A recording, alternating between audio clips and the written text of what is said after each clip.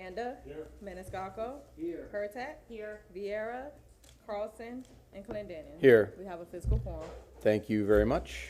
Okay, we are back on the morning agenda, even though it's afternoon. We are going to do let's see, is there any requests for the public for reconsideration of legislative matters? Hearing none. Thank you so much. Consent agenda. Councilman Miranda, would you move items 1 through, well, he's not here, so I guess it doesn't matter. Yeah. Yeah, so can you move items 2 through 7, please? Your vice. Your public safety voice. Yeah. Oh, I'm sorry, I was listening to your speech and I wasn't looking at the folder. You mean your Majesty would be fine. Move them items number 2 through 7. We have a motion to move items 2 through 7. Is there a second? Second. We have a second from Councilman Maniscalco. All those in favor say aye. Aye. Opposed? The ayes have it. Thank you very much. Councilwoman Hurtak. Okay, 8 I through move 19. items 8 through 19. Second. We have a motion from Councilwoman Hurtak, a second from Councilman Miranda. All those in favor say aye. Aye. Opposed? The ayes have it unanimously. Thank you. Councilman Maniscalco, 20 through 26. Yes. I'd like to make a motion to move items 20 through 26. Second. We have a motion from Councilman Maniscalco, a second from Councilman Miranda. All those in favor say aye. Aye. Opposed? The ayes have it unanimously. Thank you. Councilman Miranda. Move 27 to 29. Thank you. We have a motion to move items 27 to 29 from Miranda, a second from Councilman Maniscalco. All those in favor say aye. Aye. Aye. Opposed? The ayes have it. Thank you. Okay, and I will move items 30 through 31 and 32. Thank you. And 33 through 45. Actually, 30 through 31, not 32. 32. I'm sorry, 30 through 31 and 33 through 45. Thank you. We have a motion from Councilwoman Hurtak, a second from Councilman Vieira. All those in favor say aye. Aye. Opposed? Ayes have it unanimously. Thank you so much. And just a reminder, we did pull item 32. It will be heard with item 61 for those of you that are following at home. Okay. And then I move items 46 through 49. Second. We have a motion from Councilwoman Hurtak, a second from Councilman Maniscalco. All those in favor say aye. Aye. Aye. Opposed? The ayes have it. And then I set items 50 through 54 for public hearings. Second.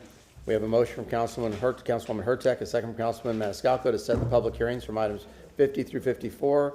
All those in favor say aye. Aye. Opposed? Ayes have it unanimously. Thank you so much. Those items have been sent. I'd like to have a motion to open the 10 a.m. public hearings. So moved. Second. Okay, let's have a motion to open all public hearings. We have a motion from Councilman Maniscalco, a second from Councilman Miranda. All those in favor say aye. Aye. Opposed? Ayes have it. Item number 55. Who's here for item 55, staff-wise? And CTTV, can we get the monitors at council dais up, please? They're black.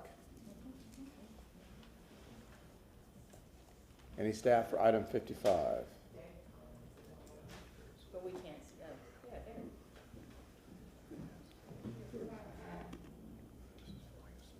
there. Mr. Collins, can you hear us? We cannot hear or see you.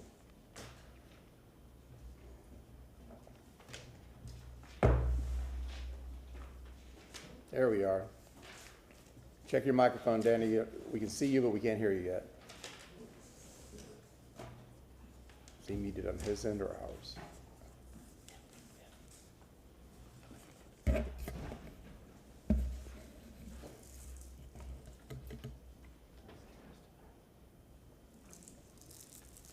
CTTV, is he muted on your end?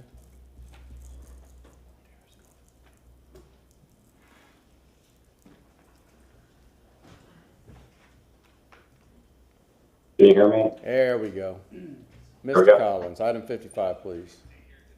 Good afternoon, Council. This is Dan Collins with your Planning Commission staff. So item number 55 is file number TACPA 2503. This is a comprehensive plan amendment to amend the CBD periphery bonus, specifically within the Channel District CRA boundaries as of January 1st, 2025. The City Council approved this amendment at its first reading consideration on September 25th. It is back before you today for second reading consideration, and this concludes my presentation. Thank you. Does council have any questions? No. Is there anybody in the audience that wishes to speak to item 55? We get a motion to close? So move. A Second. motion to close from Councilman Maniscalco, a second from Councilman Miranda. All those in favor say aye. Aye. Opposed? The ayes have it. Councilman Carlson, would you like to read item 55, please? Move item number 55, file number TACPA 25-03, ordinance amending the Tampa Comprehensive Plan Future Land Use section to offer an additional bonus for projects located within the Channel District Community Redevelopment Area boundaries as of January 1st, 2025, providing for repeal of all ordinance and conflict, providing for severability, providing effective date. Thank you. I have a motion from Councilman Second. Carlson, a second from Councilman Vieira. Please record your vote.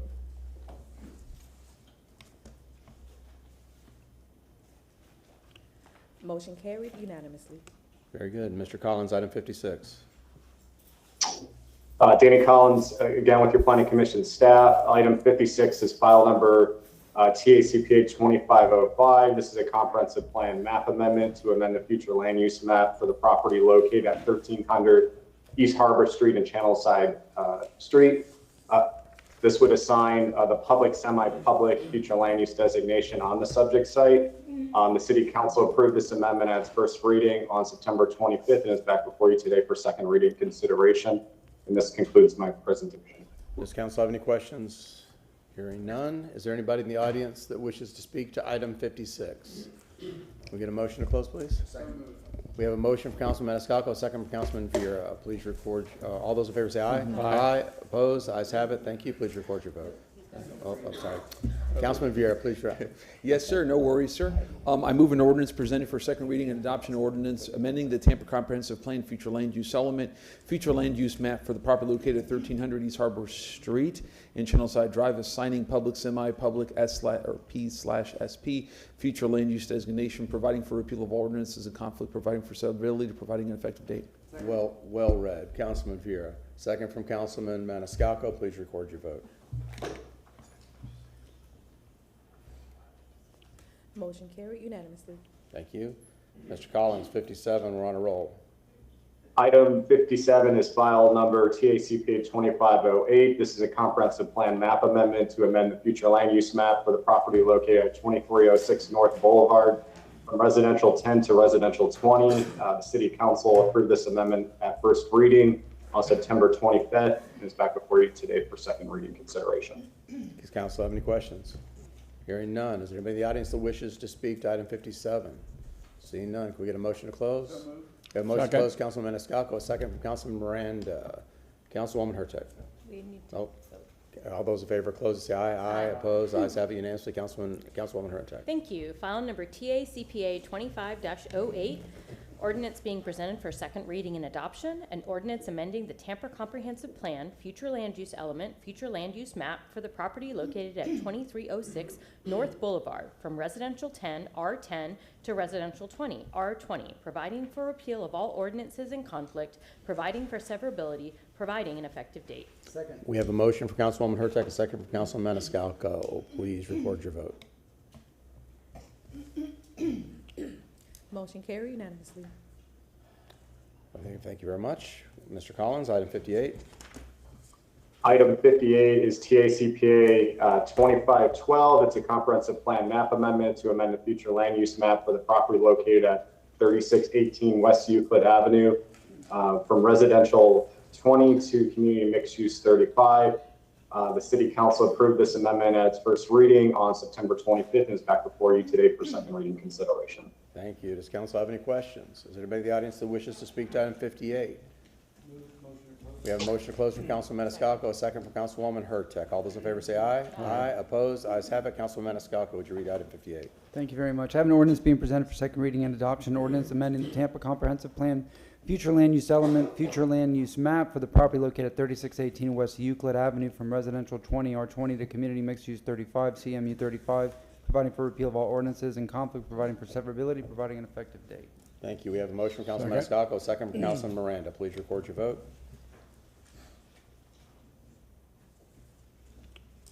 Motion carried unanimously. Thank you very much. Okay, the 10 o'clock hearings, public hearings, the next ones are quasi-judicial. If you are here to speak or testify in any one of these hearings, please stand, raise your right hand, and be sworn in by our clerk. Please raise your right hand. Do you swear or affirm that the testimony that you're about to provide is the truth and nothing but the truth? yes. Thank you very much. Item 59. Good afternoon, Chairman and City Council. Leo DeBartolome, Development Coordination. Item number 59 is AB 22506 for the property located at 1616 East 7th Avenue, Unit 1624. The request is for alcoholic beverage sales, small venue classification for beer and wine, consumption on premises only. Site plan modifications were required between first and second readings. Those changes have been made and completed. The plan has been certified and a copy has been provided to the clerk. I'm available for any questions. Thank you. Does council have any questions? Applicant? Steve Michelini, I'm here on behalf of the petitioner.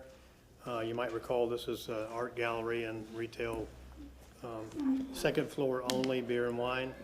I'd be happy to answer any questions. Does council have any questions? Hearing none. Is there anybody in the audience that wishes to speak to item 59? Is there a motion to close? So moved. We have a motion to close from Councilman Maniscalco, a second from Councilwoman Hurtak. All those in favor say aye. Aye. Opposed? The ayes have it. Councilman, no? Oh, that's right, you didn't vote. Councilman Carlson, would you read item 59, please? Move item number 59, file number AB 2-25-06, an ordinance approving a special use permit SU2 for alcoholic beverage sales, small venue consumption on premise only, and making lawful the sale of beer and wine at or from that certain lot, plot, or tract of land located at 1616 East 7th Avenue, Unit 1624, second floor only, Tampa, Florida, as more particularly described in Section 2, providing that all ordinances or parts of ordinances in conflict or repeal, providing effective date. Thank you. We have a motion from Councilman Carlson, a second from Councilman Maniscalco. Please record your vote.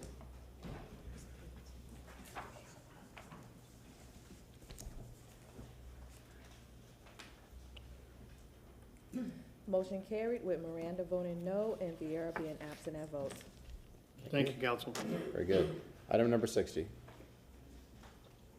Thank you again, Council and Chairman. Item number 60 is AB 22518. This is for the property located at 4121 Henderson Boulevard. The request is for alcoholic beverage sales, small venue classification for beer and wine, consumption on premises, and package sales, off-premises consumption. Site plan modifications were required between first and second readings. Those changes have been made. The plan has been certified and provided to the clerk. I'm available for any questions. Thank you. Does council have any questions? Hearing none. Applicant? Good afternoon, Megan Smith, 400 North Ashley Drive. As Leo mentioned, everything has been resubmitted and we're available for any questions. Thank you. Council have any questions? Hearing none. Is there anybody in the audience that wishes to speak to this item?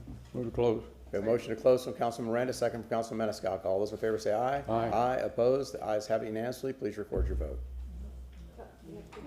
Oh, read it, yeah. That's the second time I've done that, right? So we'll go back to Councilman Miranda on this one. Thank you, Chairman. Item number 60, me file a number AB I'm 225-18. reading 32. Ordinance being presented for second reading and adoption. Ordinance approving a special use permit, SU2, for alcohol beverage sales, small venue consumption on premise and package sales, off-premise consumption, and making lawful the sale of beer, wine, at or from that certain lot, plot, or tract of land located at 4121 Henderson Boulevard, Tampa, Florida, more particularly described in Section 2, providing that all ordinance or parts of ordinance of conflict are repealed, providing for an effective date.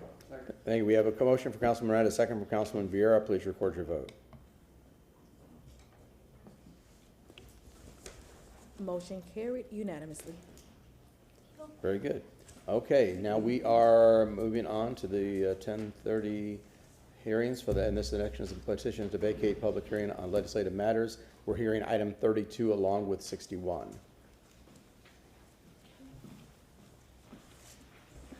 Good afternoon, Council. Abby Feely, Administrator, Development and Economic Opportunity for the city, and with me today is Deputy City Attorney Morris Massey. Before you today, this is the second reading for the development agreement for the observation wheel, as well as the lease amendment to the lease for the Florida Aquarium. The lease amendment is item number 32. And the development agreement is item number 61. I do have a quick presentation, and then I will turn it over to Mr. Schimberg. Both Mr. Massey and I are here if there are questions. Thank you. Right now, The lease, I'll talk about the lease amendment first. The city does own the parking lot that is adjacent to the Florida Aquarium, and we are in a lease agreement right now with the Florida Aquarium for the parking. There's also an operating agreement that goes with that parking and a revenue share agreement that goes with that as well. And that's important because I'm going to talk about that in just a minute, as this area for the aquarium came to the city asking for the ability to sublease a portion of the property that they currently lease from us, and that is what is before you today, that lease amendment. And then part of that amendment includes an exhibit which would now be a sublease, and that sublease has the terms of the agreement, and I'm going to go into those in just a minute. The project that is before you today in the sublease, this is a completely privately funded project. So in terms of the sublease agreement, there are a couple things that are in there. That is a pass-through rent, and that the term of that is 5%, a $75,000 minimum, or 5% of the revenues, whichever is more. So, and that is for revenues greater than $7 million, which is the break-even point for the wheel. So an example of that is if $12 million in revenue came in, the city would be getting $250,000 on the 12 million because it's on what is above the 7 million. Those revenues are not only ticket sales, those revenues are ticket sales, food and beverage, photo opportunity, whatever their gross revenues are. One thing that is outstanding is that there are bonds that are on the aquarium, and the payout on those bonds is about another 2 years. So should the wheel become operational during that time, the city cannot receive revenue because we still have the bonds that are being paid off. So what will happen is we are going to get a double payment on the first year that we are eligible for our payment, up to 2 double payments to make up for that time period that we could not collect those revenues. There were questions during the last hearing about insurance and indemnification. Both the city and the aquarium, as terms of the sublease, must be listed as additional insured parties, and the operator has agreed to indemnify both the city and the aquarium from and against any claim, damage, or expense in connection, and also from any liability. The parking, the aquarium is receiving funds to offset the parking spaces that will be given up. Part of that is the city's revenue share, so we will be getting our share to keep us whole as to terms of the agreement today. And lastly, the sublease matches the terms of the aquarium's lease, so that is through 2039. There was a comment made this morning for 20-something years under public comment. It is only through 2039, which where we are today, it'll be 2026 next in a few months. So it's just about 13 years. If for some chance the aquarium defaults or we stop our lease with the aquarium prior to that period, we are committed to keep our lease with the wheel till the 2039. In terms of the development agreement governs the design, construction, operation, which includes the height. And we talked about this at the first hearing, to go from the 175 to the 250. That allowance is specific and solely to the observation wheel. It does not serve as precedent for other development, and additional language was added in there in response to the matter raised by Councilman Carlson. In terms of design, there is language now in there. Mr. Massey did provide a strike-through underline showing the changes in the DA that concern design, landscaping, architectural treatment. There is no encroachment into the right-of-way, and that the street frontage must be maintained with high-quality pedestrian experience, and that was in relation to Chairman Clendenin's comments that were raised at the first hearing as well. There is a requirement for a lighting plan also to be provided to ensure that there will not be spill into the surrounding residential areas. There are operating hours from 10 a.m. to midnight. And there's also a condition that no city or CRA funding will be utilized for this project or applied for in relation to this project. And then that the development agreement ends when the sublease terminates. So this will not run past the operation of this, or it does not run quote unquote with the land, it runs with the project. Unless there is any questions now, I'll turn it over to Mr. Schimberg. I'll just say thank you for incorporating all of this, that laundry list of concerns that I had in the initial meeting, so thank you. Yes, Councilman Carlson. Same, thank you. He's had his mic on. Councilman Scacco. The questions were answered because I was hearing, 30-year lease, you're telling me it's 2039. In regards to insurance and indemnification, I mean, we're held harmless. It's, as you're adding additional insured parties, we're covered in that aspect. In regards to revenue, I think I asked that question, what do we get from this? We're giving up public land. We're taking, how many spaces was it? 50 spaces that are lost, but the revenue was a minimum of 75,000. But if the revenue goes above 7 million, and you put an example here of what the city gets in return,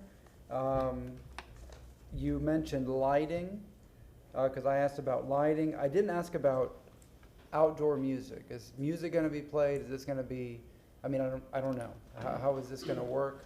Because you have residential areas right there. The applicant will be up next. Okay, so that's my question. Is there going to be amplified music? Is it going to be like a carnival ride where you just hear all the noise and, so other than that, I think all my questions were answered from what I had asked last time. Thank you very much. Councilwoman Hurtak. Thank you. Is there anything in the resolution that talks about dimming after a certain hour? Because we did get an email this morning that did talk about the concerns that, a lot of the people who live in those towers live in floor-to-ceiling glass, and they're not going to be able to sleep until midnight, and that's just not fair. Part of what was added as a condition to the development agreement was they have to provide a lighting plan that has to be part of the project that gets approved by the city as part of the permitting to minimize the glare on nearby residential projects. That condition also provides that they will minimize the lighting when the wheel is not in operation. So that is in the development agreement. But that's not my question. My question is like after, say 10 p.m. From 10 p.m. to midnight, it needs to be a lot lower or something like that. That's the concern that I from this resident, and it makes a lot of sense. And typically in a lighting plan, they can put the photometrics around to show what the spill is from certain distances, and that would be in that plan. I don't believe that's been developed to date, but if the desire is that at such time, when we do it normally, it's no spill at all. You can't have that, so it will need to be contained. I believe it's a series of uplights and things but I'll let the applicant speak to that. But if there is a modification that you would like to that, we still have an ability to make those changes. Thank you. Okay, very good. No other questions? We'll hear from the applicant. Jim? Good afternoon, council members. Jim Schimberg with the Shubin Law Group representing the Tampa Wheel. We just wanted to provide a couple of updates, and I think staff's done a great job. First, I want to thank Morris Massey and Abby Feely and Dennis Rogero for their efforts over the last few weeks to work closely with us to try to address comments. I know Councilwoman Hurtak had, urged us to, do as much community outreach as possible. After the last hearing, our team spent time talking to all the people that were here, as long as they were here. We then did very broad outreach, and the city helped us with notification, but we had a meeting at the Florida Aquarium that was noticed to everybody. That was in person after business hours. We followed that up with the virtual option several days later. So, we believe we've listened to council and tried to get the word out as much as possible. There may be a few residents here that want to speak to that. We worked closely with the Channel District Advisory Committee and other aspects of the city to help us get the word out. Mr. Miller will speak on the lighting in just 1 second. A client has confirmed that there was not going to be any amplified music or noise associated with this. we believe that we've worked hard to try to show the community that we will be good neighbors. The woman that spoke this morning during the public comments section, I spent quite a bit of time outside talking to her about all of her concerns, and I don't know if she's here now, but she at least felt better about it after I explained some of the stuff to her. Her concerns were more about whether people would be able to afford to ride it or not, and I think those concerns have not manifested in other locations where these wheels are located. And we're not expecting people from Tampa to come down here and ride it every week.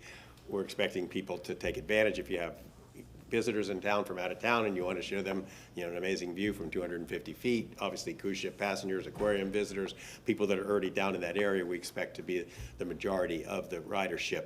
Again, one last thing, the issue that we worked out with city staff that had to do with the $7 million. $7 million, that's based on an average of 350,000 riders a year at $20, which equals $7 million. That obviously we've also included food and beverage and photographs and other things, so the city gets the benefit of all that.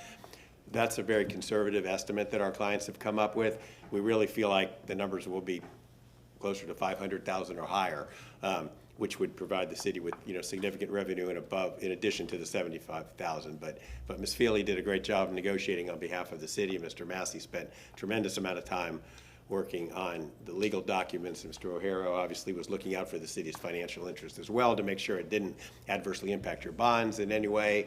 Mr. Carlson's comment about not setting a precedent for any type of other development in that area, just like the woman I was speaking to outside, I was saying, if you ever wanted to put a condo there at some point, this doesn't create a precedent for that. She goes, oh no, I don't want a condo there.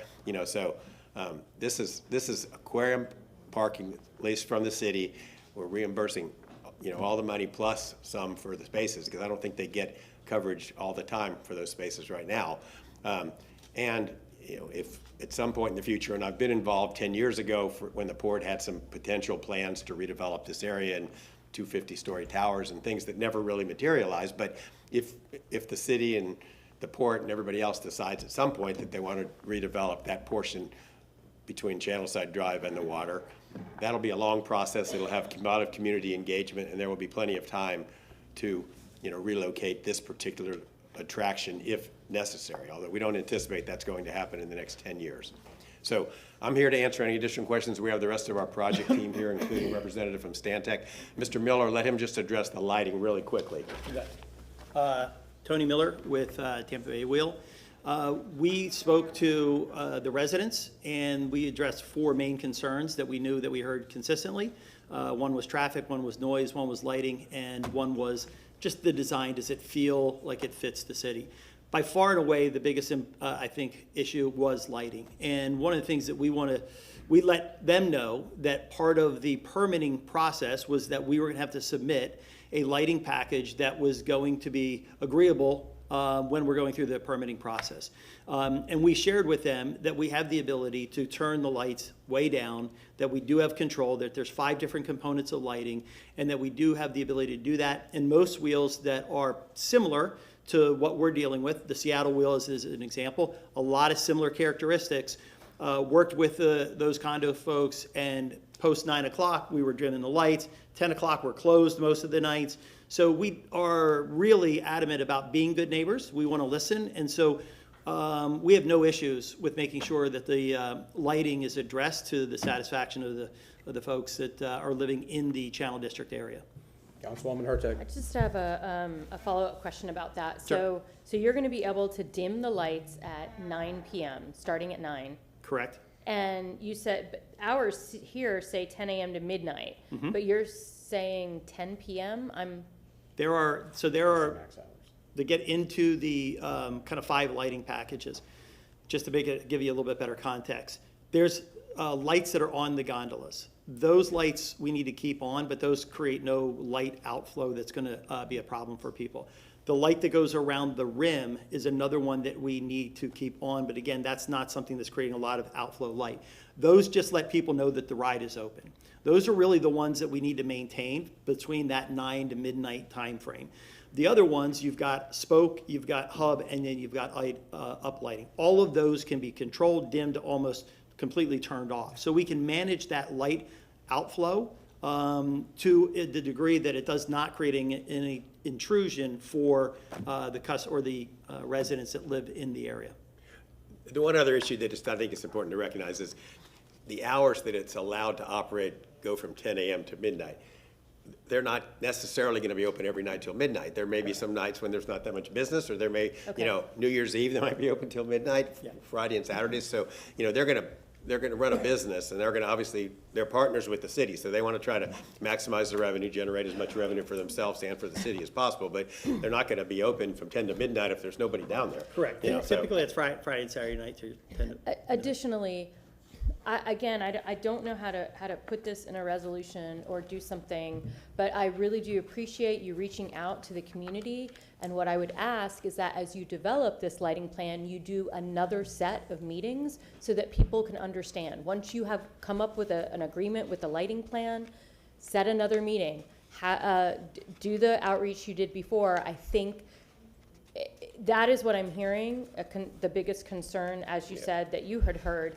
I think that's another good time to mention. There will be no amplified sound. There will be this. I mean, I just think that Sure. Again, once you have a solid plan, make sure the community knows about it and gets some feedback. That's the way that you get people to really create the open dialogue, and then make sure people know how to contact you in the beginning months, because that's when you're going to have the problems. I'm going to give Tony's cell phone right now. No, but I'm saying, like, if the concerns we've heard about this are numerous, and I am still on the fence, but I don't think my vote will matter. I think you have the votes you need, but I'm still very concerned about this, because what I'm hearing from the public is that they are concerned, and that's the only way to really make them feel better, is to bring the plan forward, have them be a part of it. And I think that to that point, when we had our meeting, I think that we didn't probably change a lot of minds in terms of the people that were really not for this project. And we don't expect that everybody is going to be for the project. That what the takeaway from the residents is that we do in fact want to be good neighbors, and that we do want to be partners in this with the city and do the right thing. And I know that there's going to be some people that will speak again here today, and I know that some of them may have been at that meeting.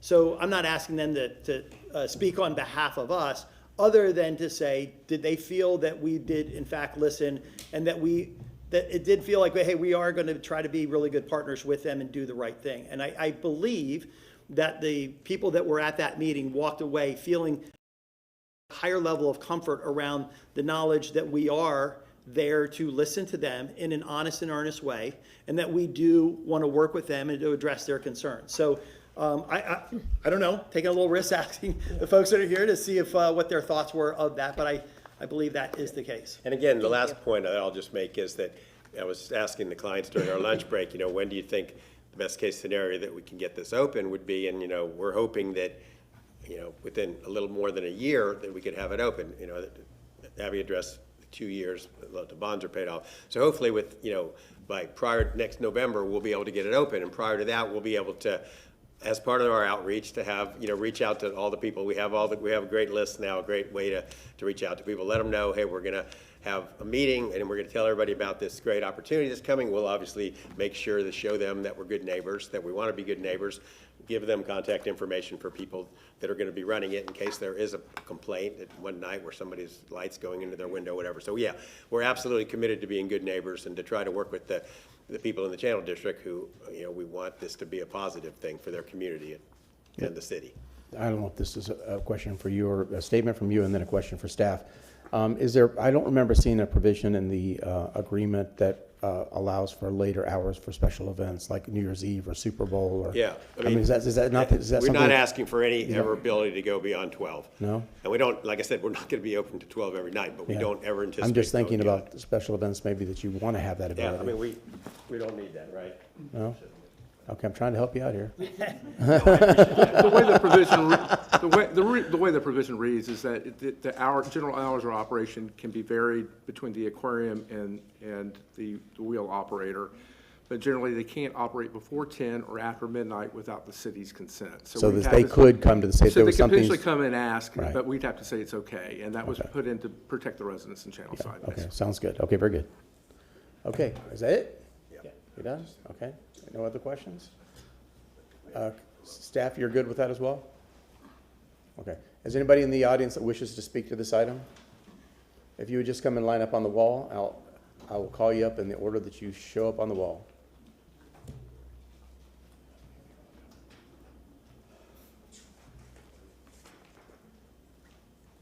Sir in the fancy charcoal suit. Well, start with your name, please. Sure. My name is Chris Lancaster. I was one of the people who actually showed up, and Mr. Miller's right. They did do their best to reach out to residents, and frankly, if anybody came away from that meeting not feeling like they're partners or that they're not trying to be partners, I think they were at the wrong meeting, personally. I am here today, though, to talk about specifically City Ordinance 1947, which is Tampa's lighting ordinance that says, "Nothing shall be allowable on the premises within the corporate limits of the city provided for in this chapter that shall in any way be offensive or noxious by reason of emission of odors, gases, dust, smoke, light, vibration, or noise." There's some stuff about animals, which is not relevant here. "Nor shall anything be constructed or maintained that would in any way constitute an eyesore or a nuisance to adjacent property owners or residents to the community." Specifically, what is in the development agreement, and am I able to show this Yes. here? You guys will have to forgive me because it's a photo on my There's a phone. wheel on the top of the projector on the very, very top. If you, it'll zoom in. All There you go. right, so it says lighting of the project at night shall be designed to minimize glare or to, oh, do you have it? Do you have the red lines? Wow, amazing. That's so nice. See, staff is good, isn't it? All right, fantastic. The specific concern that we have on B is that for special occasions and for nights and weekends, this attraction is open till midnight. That's really tough with lighting that will be there. One thing that staff had mentioned, and please correct me if I'm wrong, that lighting should have no extrusion if that's the case. I have a really hard time believing that the rim lights that need to be on while the wheel is in operation will conform to 1947. That being said, we understand that this is a give and take. I believe that we need to start acting like good neighbors toward the developers who are here, because I think this is going to pass. Whether I object to it or not, I think that's irrelevant. But that being said, I'm asking for a little bit more specificity around what does dimming look like? What is the lux that we're allowed to do? I am the person, again, I'm really glad that you guys keep running long in the morning because I actually get to show up in the afternoon. Basically, like everybody in my building who lives on the 4th floor has 20-foot floor-to-ceiling windows, and if we have to create items that diffuse that light or whatever, that's a pretty solid encumbrance for us because, like, I don't get to drill into my walls without coming and getting permitting. So we're encouraging council to be a little more specific on this particular point, just because I don't think developers can do anything about parking more than they already have. I think they're showing that they want to be good neighbors and so on and so forth. The last thing that I will ask y'all, though, just because I wonder if there are some people who are on the fence, is I want to harken back to the invocation. You know, I live my life in that I love my neighbors as myself. And so I ask you, if you were standing in my position right now and you had to vote yes to this, and it was your family and your child who might be impacted by this, would you still vote yes? Thank you for your time. Thank you. Ms. Hewitt?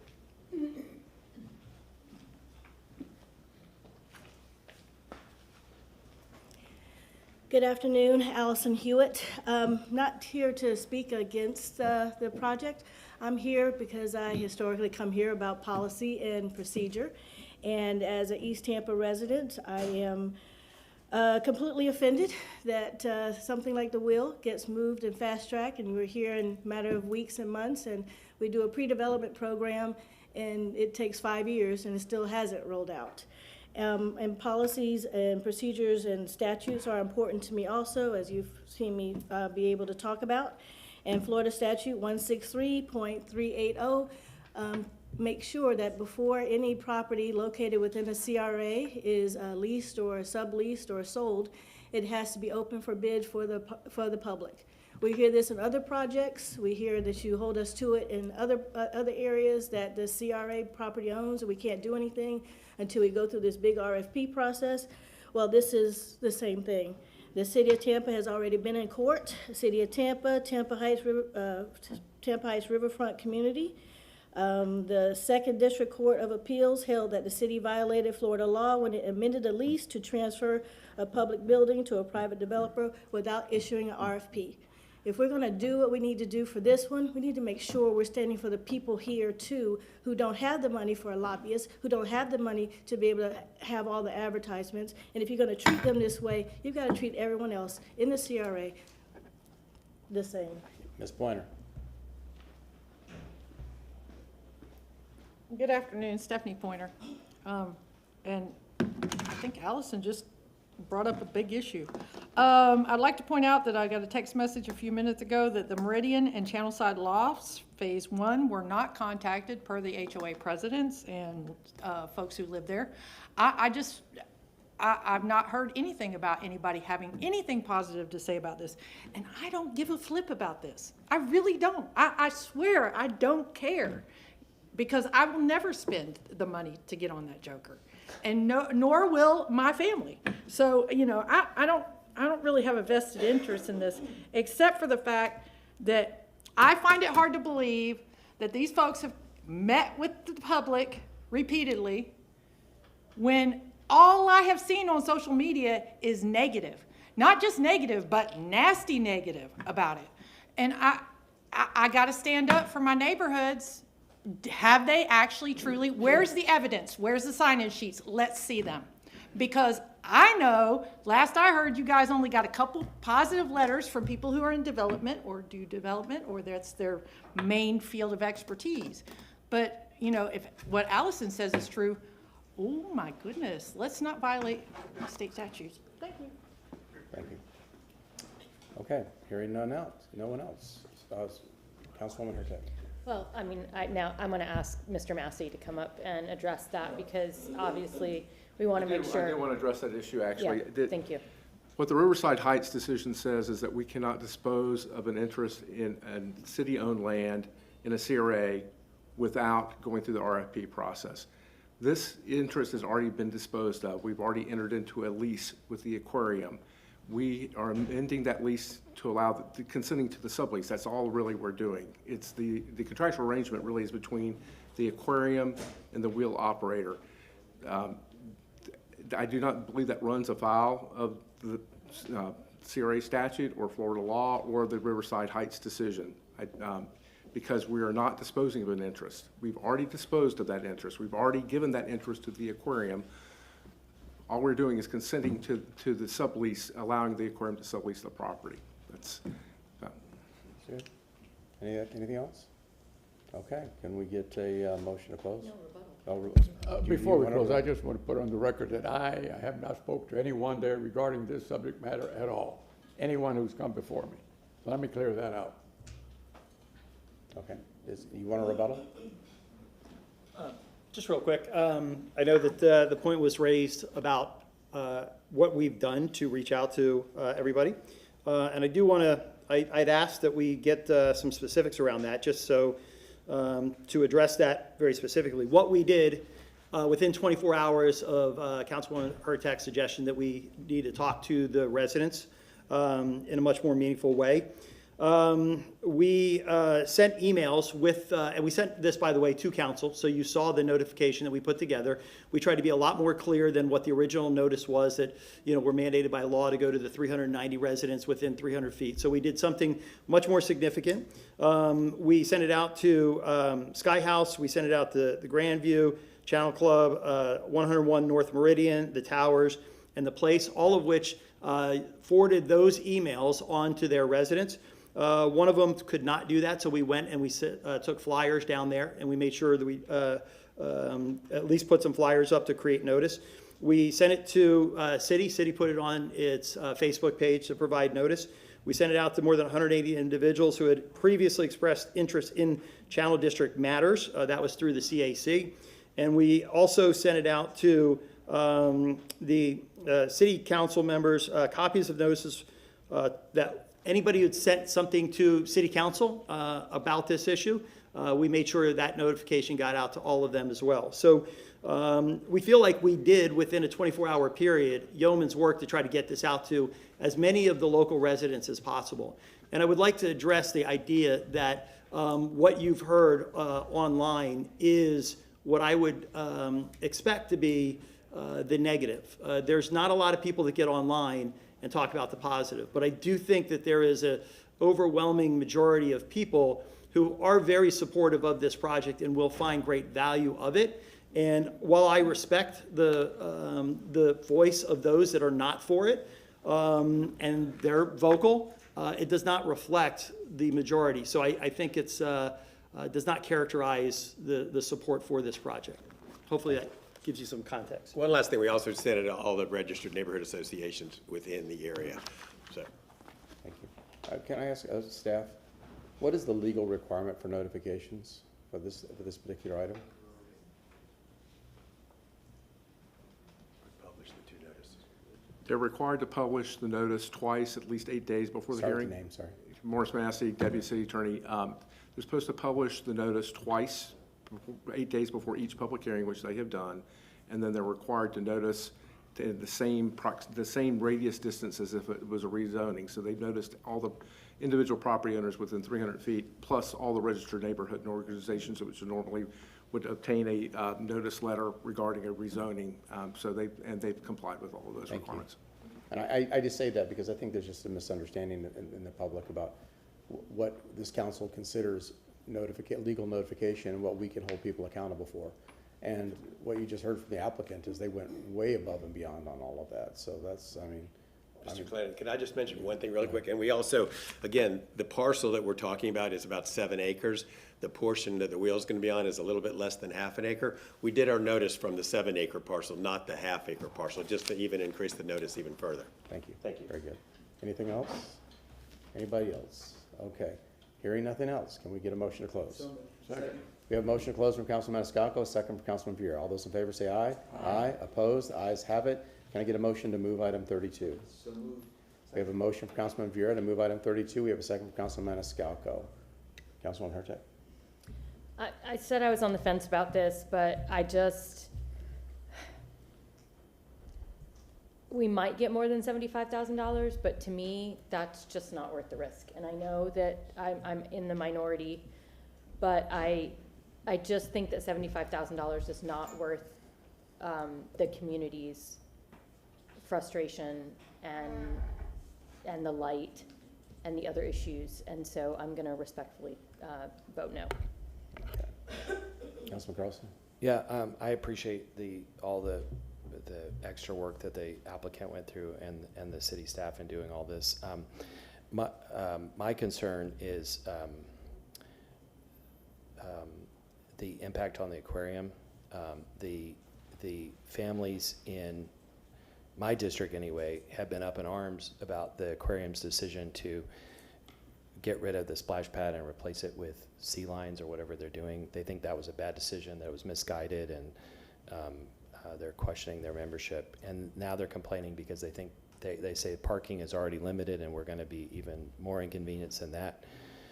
If this was on private property, if that section was private property, whether I like the idea or not, I might say okay. But since this is city property and it's adjacent to aquarium, I think the aquarium is making a second bad decision here that will hurt their business in the long run. And even though they think it's okay, I'm not going to do anything that hurts the aquarium. And so despite all the great efforts of the applicant and everyone, I'm going to vote no. Thank you. Well, I'm going to just say that one, I think something that's lost in this is the economic development opportunities and jobs, and I see this in a lot of these projects that come in before us. We don't discuss that a lot, and so this is, while there may be only a few jobs directly tied to the daily operation, there's other jobs that are associated with this, and you know, being a business person, one economic opportunity expands to greater opportunities, because if you drive more people there, it's going to be an opportunity for other jobs to be created in the area. And so there's and then just honestly the B-roll, the impact on this has is the image of the city of Tampa, and looking, and every time there's going to be a televised game or a lightning match or something else or a convention in downtown Tampa, that role is going to show this, and I think it's going to be beneficial for the city of Tampa. So I think that it's definitely a consideration. It's funny though, my family are annual pass holders for the aquarium, and we're actually excited about the sea lions and puffins and all of that. And I think it's going to be making it a really unique and interesting experience. But that's my input. Councilman Miranda, did you want to say something? I just want to say thank you, Mr. Chairman. I'm going to support the the project. And, you know, if you just go back 20 years, just 20 years, that's not much in a lifetime, but 20 years ago, what was on Channelside? Nothing. Yeah. Nothing. You had citrus nitrate, you had a Coca-Cola plant, you had banana docks with rats and bananas everywhere, you had prostitution, you had drug addicts, you had anything you can think of that wasn't pleasant. However, that's not the city of Tampa today. Today, through efforts to about 3 or 4 different mayors, 5 really included, they all were different, and they all wanted to make the city better when they left and when they received it. And what I see now, Tampa's not the city, Tampa that I lived in, that I was born in. It was nothing more but cigar makers, great people that really brought the city to where it was, high standard of quality of life. We didn't have anything, and we had everything. Now we have everything, we have nothing. Nobody wants change. The city of Tampa has changed. It's more of a tourist destination now than anything else. Don't believe me, just look at the records of occupancy in the hotel ranked in the whole country of the United States of America, and tell me where we're at. We didn't even have a hotel. We had a convention center without a hotel. We didn't have a damn thing. Let me put it in plain English. So where am I going to go, backwards again? Our kids weren't even staying here when they went to college somewhere else. They stayed there. Now they're here.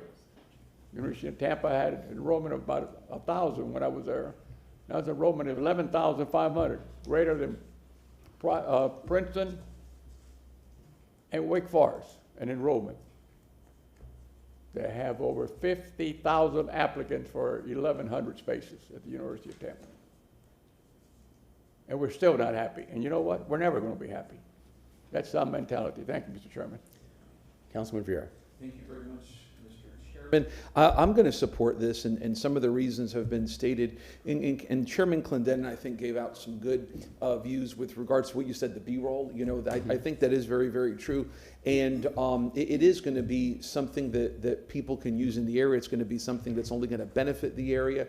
And I think it's going to further elevate our city. I always say, I'm a mediator, and always say that there's black and white in life, and then there's gray. Of course, there's going to be some detriment to this. I don't think anybody, the potential detriment to this. But I think the good far 50 to 1 outweighs any of the bad. I will say this, though, which is, you know, this is further, you know, putting more enterprise, putting more activities in this area. And what I'm going to say has nothing to do with this project at all, but it is another reason why we need an additional fire station in this area downtown. I know, right? It's the same. I'm beating the drum. Okay, call me Ringo Starr, whatever. But it's so true, which is we continue to build out there, have more activities out there, and how in the hell we don't have another fire station or some plan for that right now, it blows my mind. But I'll be glad to support it. I am never going to call you Ringo Starr. I know. I know. Yeah. You know, I'll close this up because it sounded like Charlie Miranda. Did you want to speak? You get me talking, I'll tell a story. No. Okay, no. But I remember when you know, Sandy Freeman dropped that aquarium there. People, the same negativity we hear about this is what we heard back then. Oh, that's crazy. That's not economically viable. You put in an aquarium and it's just a slum and there's warehouses and nobody's going to go down there. Nobody's going to visit that aquarium. Then Mayor Greco built a streetcar. Oh, that's ridiculous. That's crazy. Who's going to take a streetcar through all this area? You know, it's like, it's really the same thing. And you know, you have somebody that's coming in with $20 million of their own money. I'm not going to question their decision whether they're going to make money or not. I'm assuming they've done their due diligence and understand the business model better than I do as an air traffic controller and a lousy politician. But you know, and we talk about the tourists in this area. It's not just residential. How many hotels do we have down there now? We got more coming in the Channelside area, between Channelside and Water Street and downtown. I mean, how many hotels and how many hotel rooms, which generate taxes, which generate those bed taxes that help pay for all of these great things we have. We love bed taxes, by the way. Councilman Maniscalco. Real quick, I wanted to talk about this the other day, but I think this is appropriate. So I take day trips to other cities to see how they do. Denver is on my list coming up because they have public transportation. In Tampa, we don't have the public transportation that we deserve, right? But if I were to take a day trip to Tampa, and I'm an outsider, I get to the airport and I take the number 30 bus. It takes me into downtown. this is, growing up, we didn't have this. So 25 years ago to now, look at the difference. You can see the Museum of Art. You can go to the Riverwalk, right? You see downtown. You take the streetcar, you go through Water Street. You stop at the aquarium, right? Along the way, there's hotels, there's Sparkman Wharf. The streetcar takes you into Ybor City. You can have a cigar, which is, talking about what do you want to explore in Tampa. You can go to the Columbia Restaurant, right? An institution that is over a century old. And you can take the streetcar back to the bus stop that'll take you back to the airport. So to show you how Tampa's changed in the last 25 years, you didn't have that. There was no reason to go downtown. There was a Museum of Art. But beyond that, we didn't have the Riverwalk. We didn't have the streetcar came in, around that time. But look at how Tampa has changed. You can come to Tampa, make a day trip, explore our culture and history, and make it back to get your return flight home in that same day. So we're growing, we're changing, and I just want to put that out. So as a board member of the Tampa Theater, I think they're going to object the fact that you did not say the Tampa Theater on that trip. If there's an afternoon showing of Jesus Christ Superstar or something, as they do every year, yes. But yeah, you can take a 3 o'clock summer movie classic, whatever. But yeah, it's interesting. We talk about the lack of in Tampa, but we've come a long way. We're adding them one at a time. We're adding to it. Yep. Yeah. So Councilman Carlson. Yeah, just quickly. In the 80s and 90s, we were trying to play catch up with other cities, and we added things where we had to check the box. The economic development people said, well, you have to have a performing arts center, you have to have a museum, you have to have a convention center, you have to have then a hotel for the convention center, and you have to have better movie theaters and Starbucks and all these things. Now, in the last 10 years, we have graduated into the time where we are redeveloping those projects to make them uniquely Tampa. So as the new Tampa Museum of Art came on board, whether you like it or not, it's a new kind of architecture. It's a different style on the inside. With the investments that they're making, it's going to be even more different than before. We are redeveloping the Straz Center. The Florida Aquarium, although other cities had aquariums, the design was very unique in the way they did it. And at least in the beginning, the way they curated it was very different. I think as you're trying to decide which city to go to or think about your experiences, you want it to be different. And a lot of cities have these wheels. The thing that I would ask these guys to do is a lot of the experience is defined by the videos that are running inside them and the experience of getting ready to get on it. I would just ask them to try to make it, if it passes, which it sounds like it will, try to make it uniquely Tampa. Let's try to, we don't want people to get it and say, well, I did the same thing in Singapore or London or Orlando or wherever. It would be better if people got in it and said, wow, I really experienced Tampa while I was in there in whatever way. Isn't it amazing, though, that you just put us in the same sentences of London and Singapore? Okay. So did I leave it up to, who moved and seconded that? I think I was the second. Okay, so we had a motion from Councilman Vieira, second from Councilman Maniscalco. All those in favor say aye. Aye. Aye. Opposed? Nay. Okay. Motion carried with with Hurtek and Carlson voting no. Thank you. Okay, so now we are going to, okay. Now, is that we have to read this one or no? No? No. We've moved 32. So now 61. So we have a motion to move item 61 by Councilman Maniscalco, a second from Councilman Vieira. All those in favor say aye. Aye. Aye. Opposed? The ayes have it. Okay, 4-2. Motion carried with Hurtek and Carlson voting no.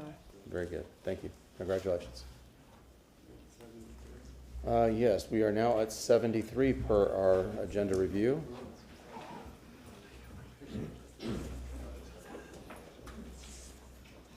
We'll give everybody a second to filter out. Did you guys do consent already? Yes. We did. You did, okay. Yeah. It was fabulous. Super fast and a real thrill for everybody. That was a request by Councilwoman Hurtek during agenda review to hear 73 before 66 and 67.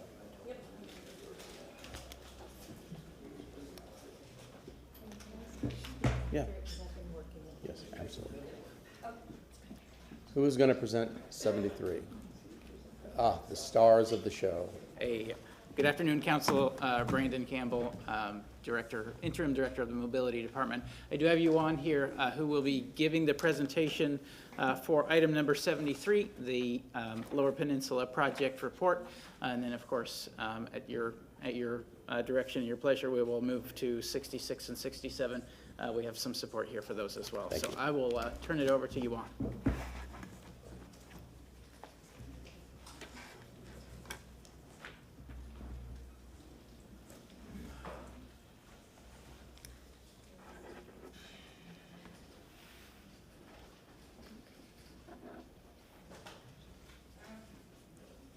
Okay, go ahead. Start with your name, please. Good afternoon, Council, UNLE Mobility Stormwater.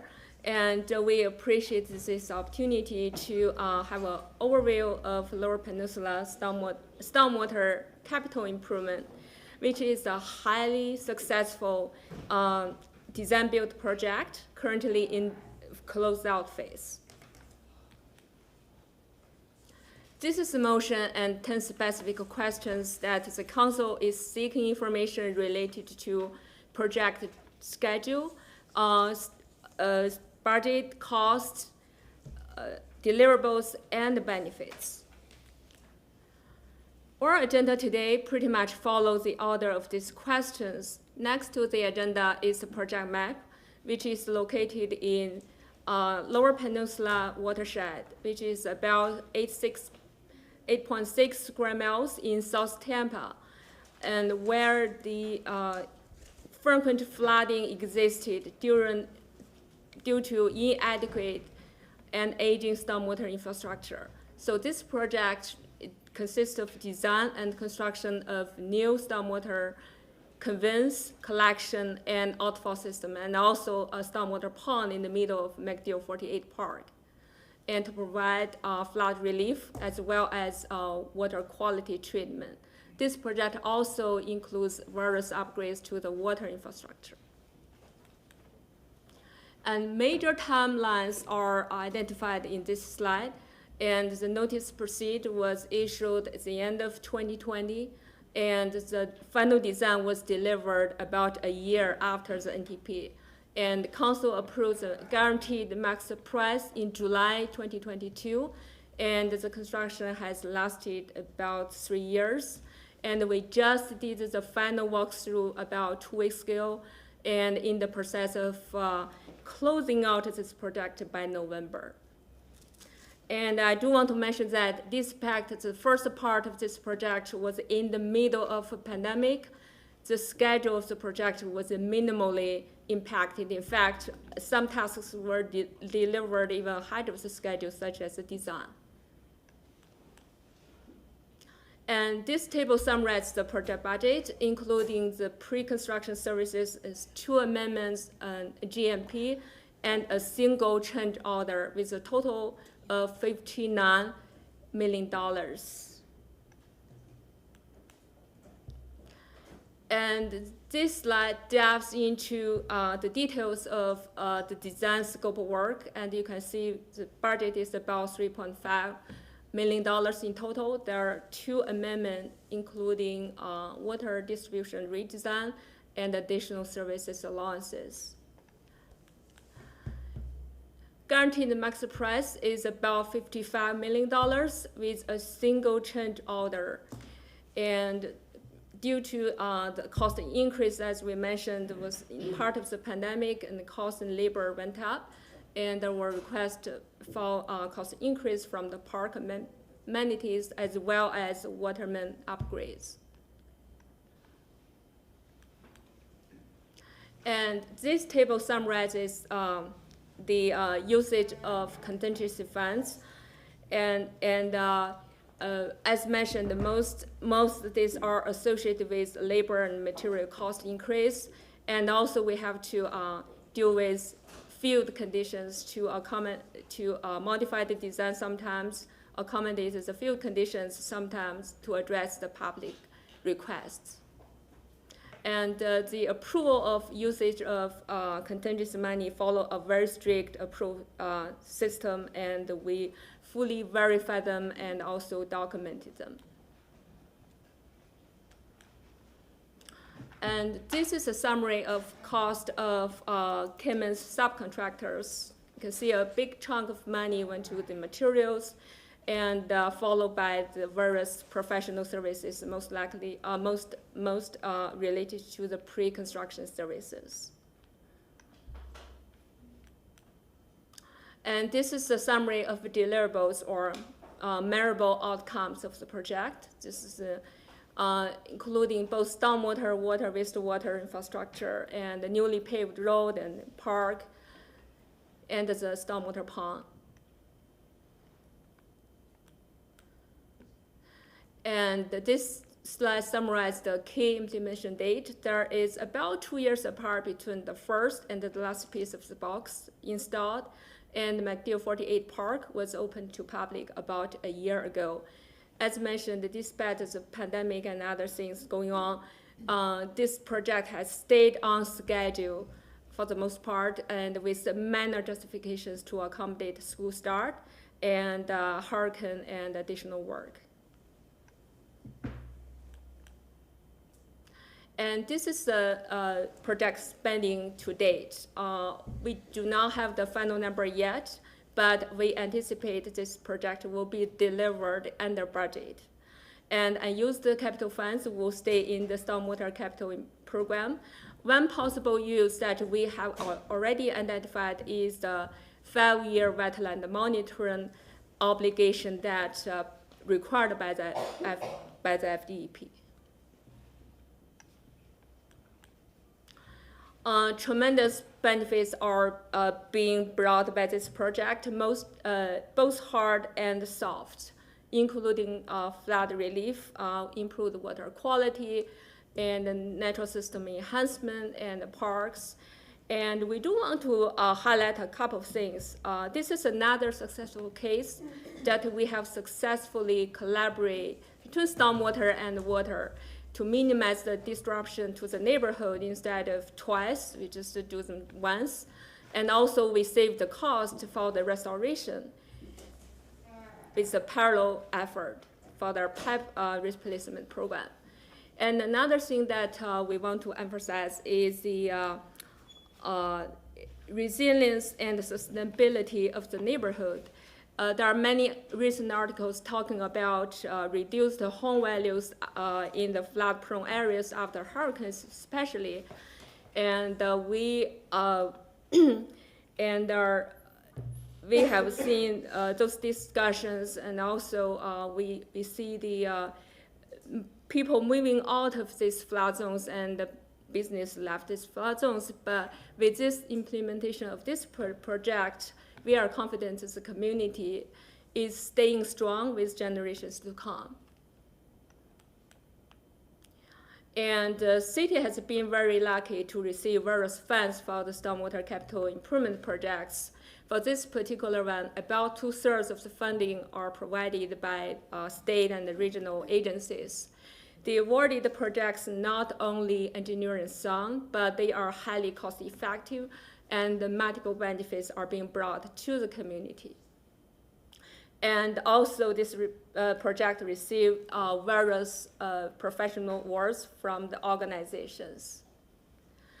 I do want to recognize our design build team. Atkins and Siemens are here today, and for their outstanding work.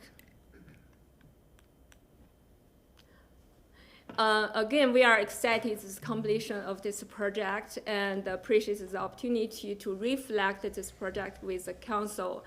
And the project team will conduct an in-depth closeout session, and we use the lessons learned to further improve the delivery of our CIPs. With that, we appreciate any comments, questions that you may have. Thank you very much for the presentation. Councilwoman Hurtak. Thank you. I just want to remind council, the reason I wanted to do this, and the reason I think we should do this for large projects going forward, is it gives us a good idea of looking back, because we're the ones that fund it, we're the ones that see. And for this, I thought this was particularly interesting, how it was a $55 million GMP. They completely used the entire contingency fee, and then we had a change order on top of it. So I had a question. I don't know that Mr. Mutterback is here, but I'm and maybe Mr. O'Hara can answer this. What are the average contingency percentages for a project like this? Or if Brandon, if you know, if anybody knows, hop on in. Yeah, we do have contract administration staff Oh, okay, here. there's, looks like somebody from Kimmons maybe might, yeah, come on up. If you know, if anybody knows, come on up, because this is one of those things that as you're learning, we're learning as we fund these projects and what we can expect. All right, good afternoon, City Council. My name is Albert Calloway. I'm the manager for Construction Engineering Inspections Division of Contract Admin, and I'm filling in for Mr. Mutterback today. So these GMPs are negotiated with the owner departments, whether stormwater or water or wastewater, whoever. Typical contingencies that I see on our projects are ranging between 5 and 8%, and we usually stay well within that. Okay. Yeah, thank you. And that's, again, good. So in this project, does anyone know what that contingency, I can do math, but not that kind of math. Unfortunately, I don't have that exact number. This project had multiple contingencies. 5, okay, I'm seeing 5 in the back from someone, so it was a 5% contingency. Okay, that's good to know that we were on the lower side on this project, and as we look at projects going forward, I think it's really important for us to take a look at that. The thing I was confused about is you said Ms. Scharf has the actual CIP. Ms. Scharf, if you could pop that on the Wolf.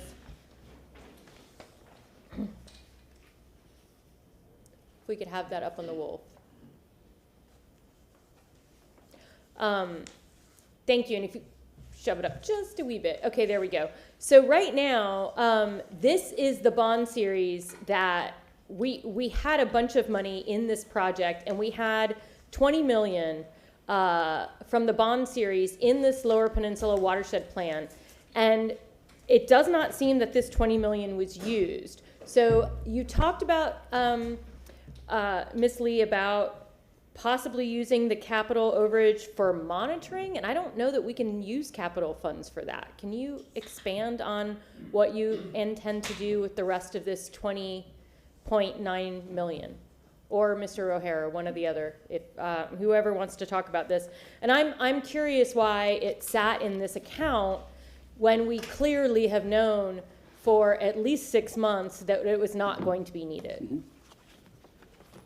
Yes, ma'am. Dennis Rahero, Chief Financial Officer. Good afternoon, Council. I can't speak to the monitoring portion, but we have known for some time that this bond funding would not be needed for this. We anticipate bringing it to Council as part of the larger South Howard project as a funding source for that. And so this goes to the question of, we just went through a budget process. Mm-hmm. And I'm just curious of the rationale why you didn't bring it during the budget process and why it's still here. Understood.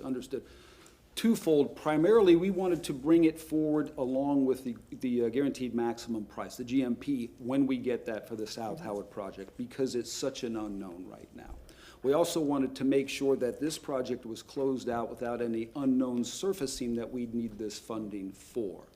We felt that bringing the GMP and a financial resolution grabbing this funding for South Howard would give the council and the public a more holistic, a more full picture of the funding mechanisms for that project. And then actually, I still have more questions for you. If CCDV could go back to the Wolf. So we have gotten some questions, and you may have well seen them and this is where I transitioned into 66 and 67 a bit. Yes. Right now, we took off these series bonds in, when did we actually, I'm sorry, the bond issuance date was November. November.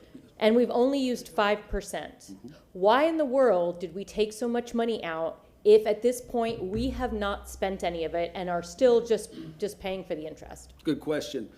At the time, of course, let me back up for a second. Philosophically, we don't want to issue debt until we think we're going to need the money. Exactly. Because we want to avoid this very scenario. Mm-hmm.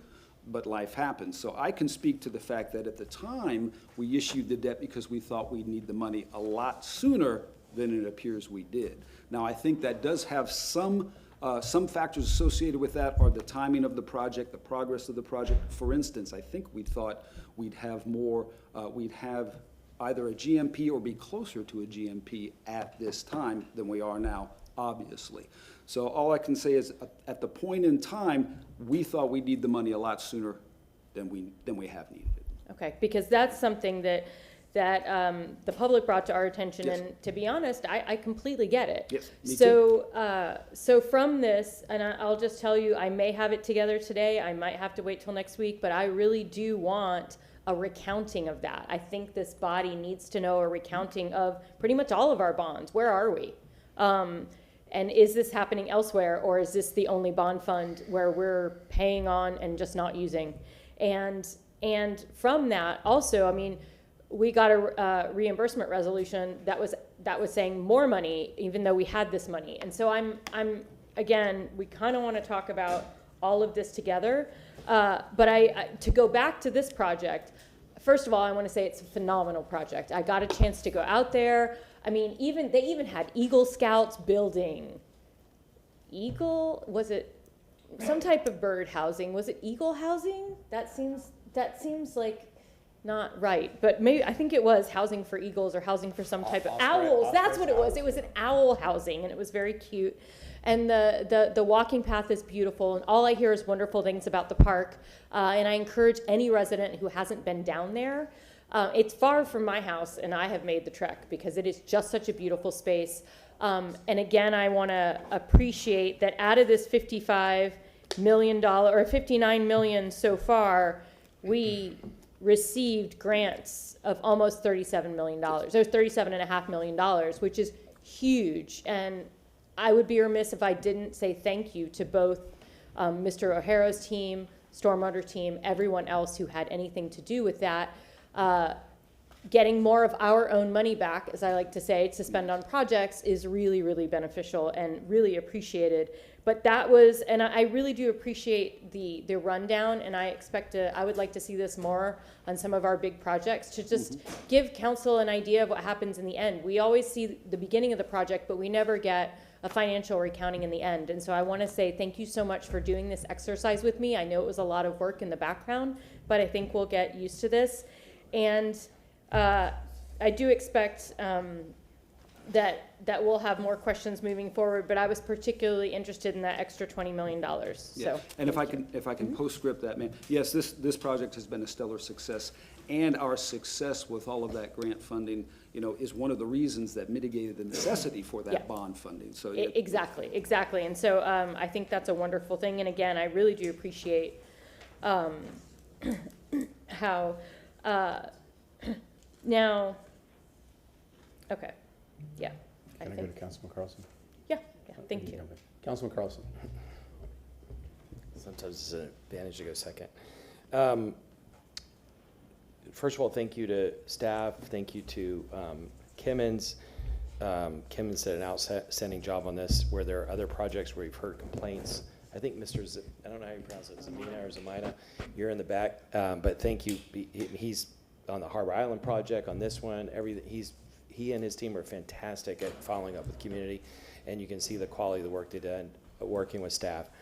The concerns that I've had about the next project we're going to talk about, especially, and some of the other projects, is the politics around it. When the political people of the city show up at public meetings, you're kind of suspect, and as folks have said, we need to let the scientists and engineers lead. Unfortunately, we did not have, as far as I can tell, the person who was in charge of stormwater before didn't have a stormwater degree. And so, anyway, we need to hear from stormwater engineers that have experience. And UN, Ms. Lee, obviously, is one of those, and we've got others on board, plus we've got some outside ones. The big question that the public has had about this administration, and there's a team of constituents digging into documents, digging into bond documents, is why is the public not being given a choice? Why is City Council not being given a choice about how to spend this money?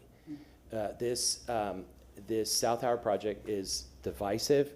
The mayor's inserted dirty politics in it. Some of the neighbors in that neighborhood have inserted negative politics in it unnecessarily, and we should discuss these on the merits of them.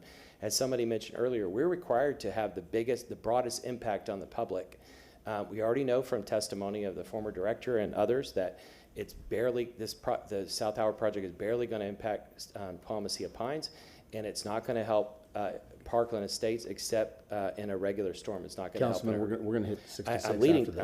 I'm leading to this. So the question is, knowing that that is a controversial project that's full of politics, we should have been given a choice of how to spend this money. Also, I would like an accounting, maybe you can tell us now, of what's left of each of the funds that's coming forward.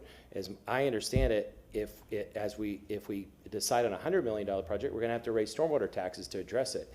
If we have $20 million that we can apply without going into more debt for a $100 million project that's questionable about whether it's going to be effective, and I'll talk more about that in a minute, I would rather apply it more broadly. We've got maybe 20 neighborhoods in South Tampa, not to mention Forest Hills, that have been adversely affected. Yuen and her team, Brandon, have been out to those neighbors with me. Those neighbors have stories that are equally as bad or worse as the Parkland Estates people. But we know because of either maintenance or infrastructure that needs to be replaced, that we can help hundreds, if not thousands, of people who are flooded by reapplying even $20 million across smaller projects throughout. I think the public deserves to know what the alternatives are. If we have a $100 million project that's questionable at best, that's going to require more debt and maybe a tax increase, we should be able to look at what the alternatives are so that we and the public can make our best decision with the best recommendation of staff as to which projects deserve to help the public, and we need to make sure that it's in the public interest in protecting the most people possible. Thank you. Thank you. Councilman Vieira. Thank you very much. And I do want to say something, because I've heard a lot of times, so first off with this. Muted. I'll be damned. That's a message. I need that button. We all should have that button. Yeah. So you know what I'm going to do Unmuted. is, pursuant to that, I will defer my comments to when we get to the section 66 on the South Howard Yeah, project. thank you. So I'll defer. Thank you. Okay, very good. So there we go. So muted work. I need that button. So if there's no other questions on 73, is there any other questions on 73? Thank you very much. It was a great presentation, by the way. Thank you very much for the presentation. So now we are going to move on to 66 and 67. Okay, good afternoon again. Brandon Campbell, Interim Director of the Mobility Department. I'm going to move this real quick. I know this was uploaded to OnBase, but just for expediency, I went ahead and printed it up. It's confusing up here because we can see the other presentations. If you move that away, perfect, thank you. Is that better? Yep, perfect. So item 66 is the approval of a guaranteed maximum price for early works work related to the South Howard project. I did want to bring up to your attention today that, of course, the segments that are being considered for approval today are not Howard itself and are outlined in the map that I've put on the projector. They are related to water main replacement, as well as mill and overlay work, resurfacing work within 6 total segments across the neighborhood on the east and west side of Howard Avenue. Some of the questions that I know have come up with you all and in public comment are related to the financing, and so of course Mr. Rajero is here to answer some of those questions as may come up in the course of conversation. And I also wanted to mention that we have Rory Jones on as a panelist as the primary cost in this initial early works GMP is for that water line replacement work. So he can speak to the needs of the water system that are represented by this. You know, Councilwoman Hurtak. Thank you. I just want to set the table on this because there's 2 items. One is the total, number 66. It's the 4.1 million. Item 67 is just moving 3.2 million from water into to help pay for. So what we're really looking at is the less than $1 million left. How is that getting funded? And so I spoke to you this morning and you talked to me about the stormwater bonds.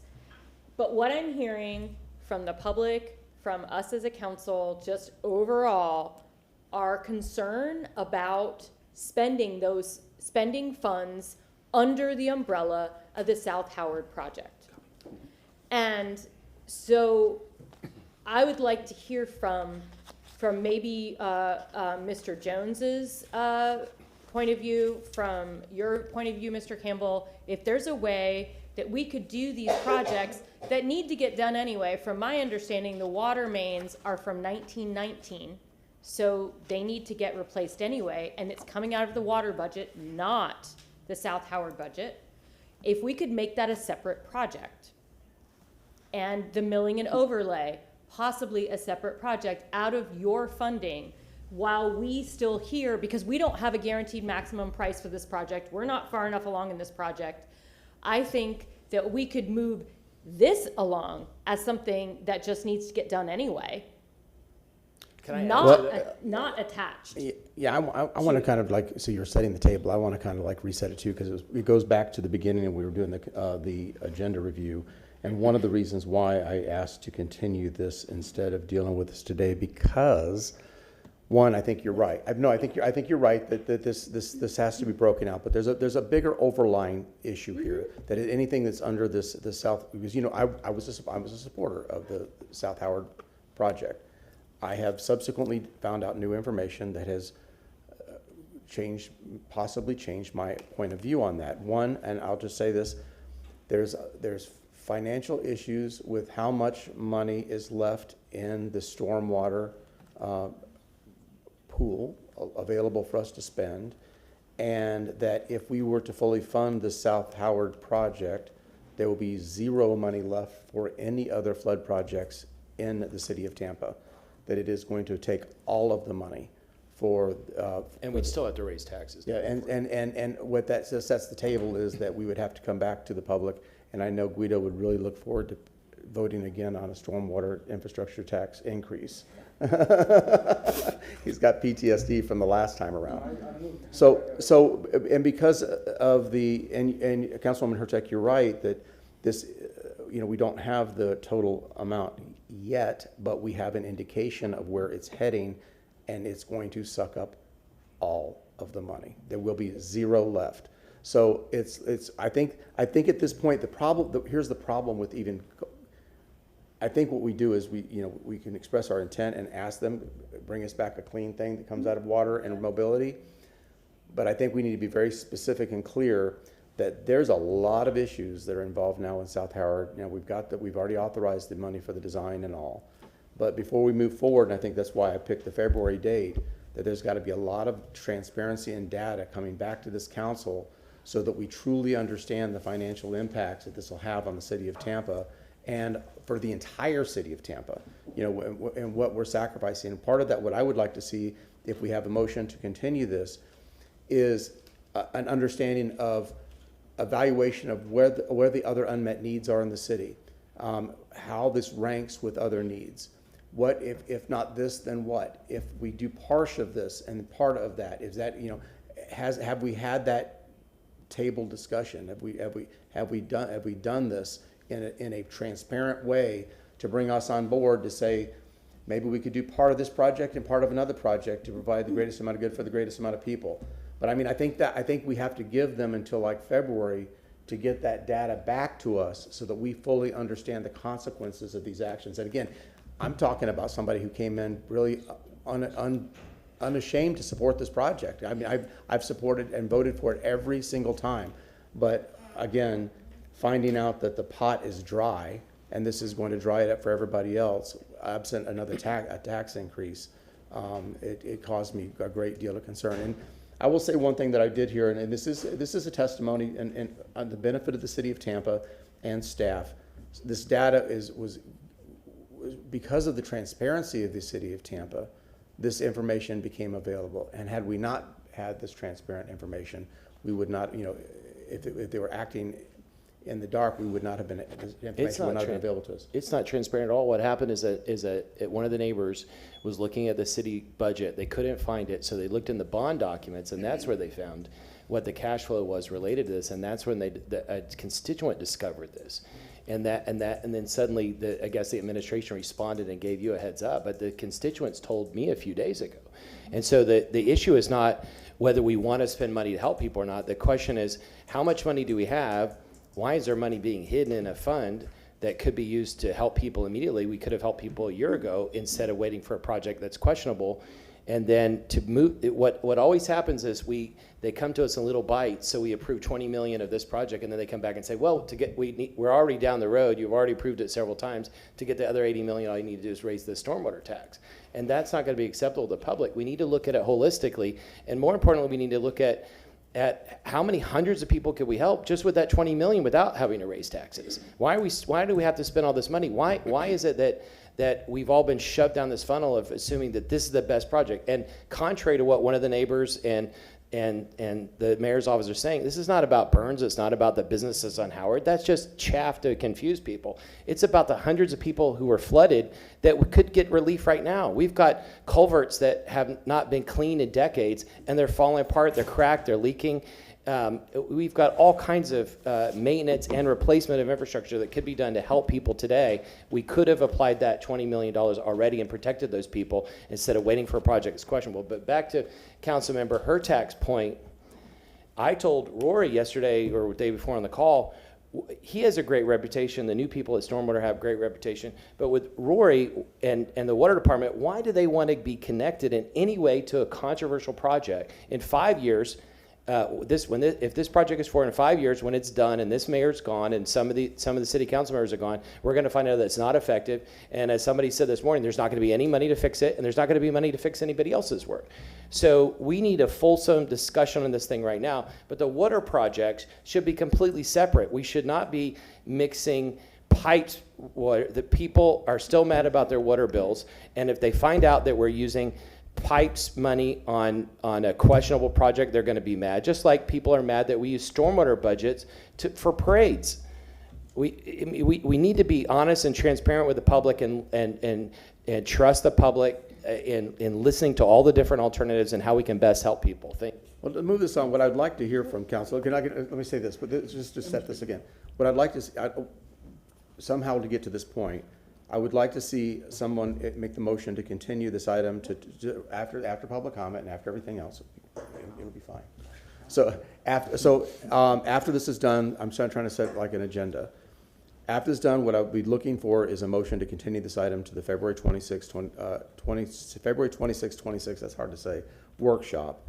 And then I would also probably wish we could waive the rules for somebody to request staff come back with a clean resolution. You already have it. Perfect. No, Okay. not a clean resolution, but I got a whole motion. Okay. A whole motion. And one of those would be for the water and the mobility infrastructure improvements. This is all about bonds. Okay. So, but I would like to have somebody come back with a resolution asking water to come back with a resolution just specifying just the water project and the mobility project for paving, and just have that as a clean resolution. And then after we're done, I'll defer to you with what else you want to introduce. But that's what what I would like to see come out of this. Councilman Randall. Along the same theme, Mr. Chairman, you talked about the pipes program and why is it intermingled, I guess. That's what it said. I would imagine that there's a savings of not opening the land twice for the same problem to help the citizens of the city of Tampa. I mean, that's how I've been sitting here listening very well, and what I get is common sense would tell me, if you're going to dig it twice, why not do it once and don't have to do it twice?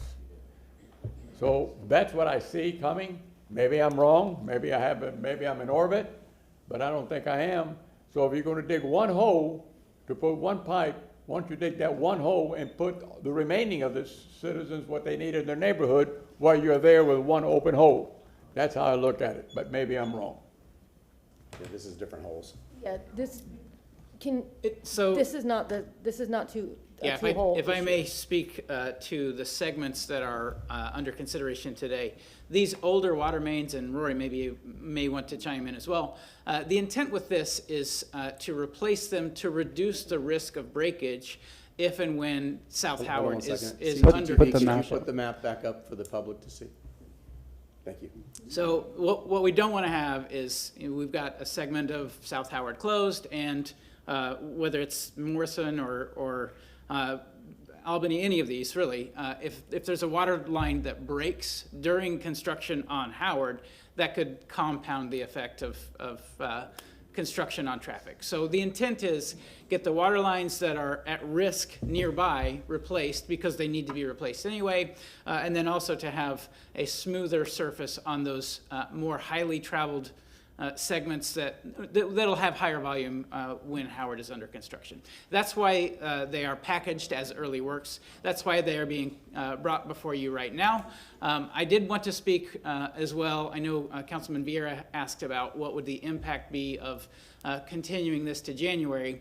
As this schedule is built out right now, if we were to wait until January to approve this, it does basically eliminate the margin between these early work segments and the planned start of construction for South Howard. So there could be a secondary impact on the main part of the project schedule if this is delayed until early next year. Councilman Maniscalco. So a couple of concerns regarding, we're gonna have to raise the fee. We're gonna have to raise the fee, right? Excuse me, and I don't mean to interrupt, but there have been some allegations and assertions made during this discussion that I'd like to clarify and refute. That's one of them. Okay.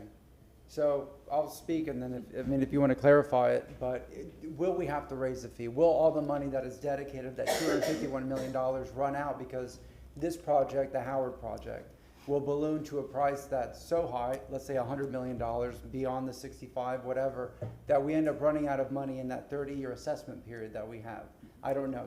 There might be a misunderstanding, and I know you'll clarify, what it's going to be.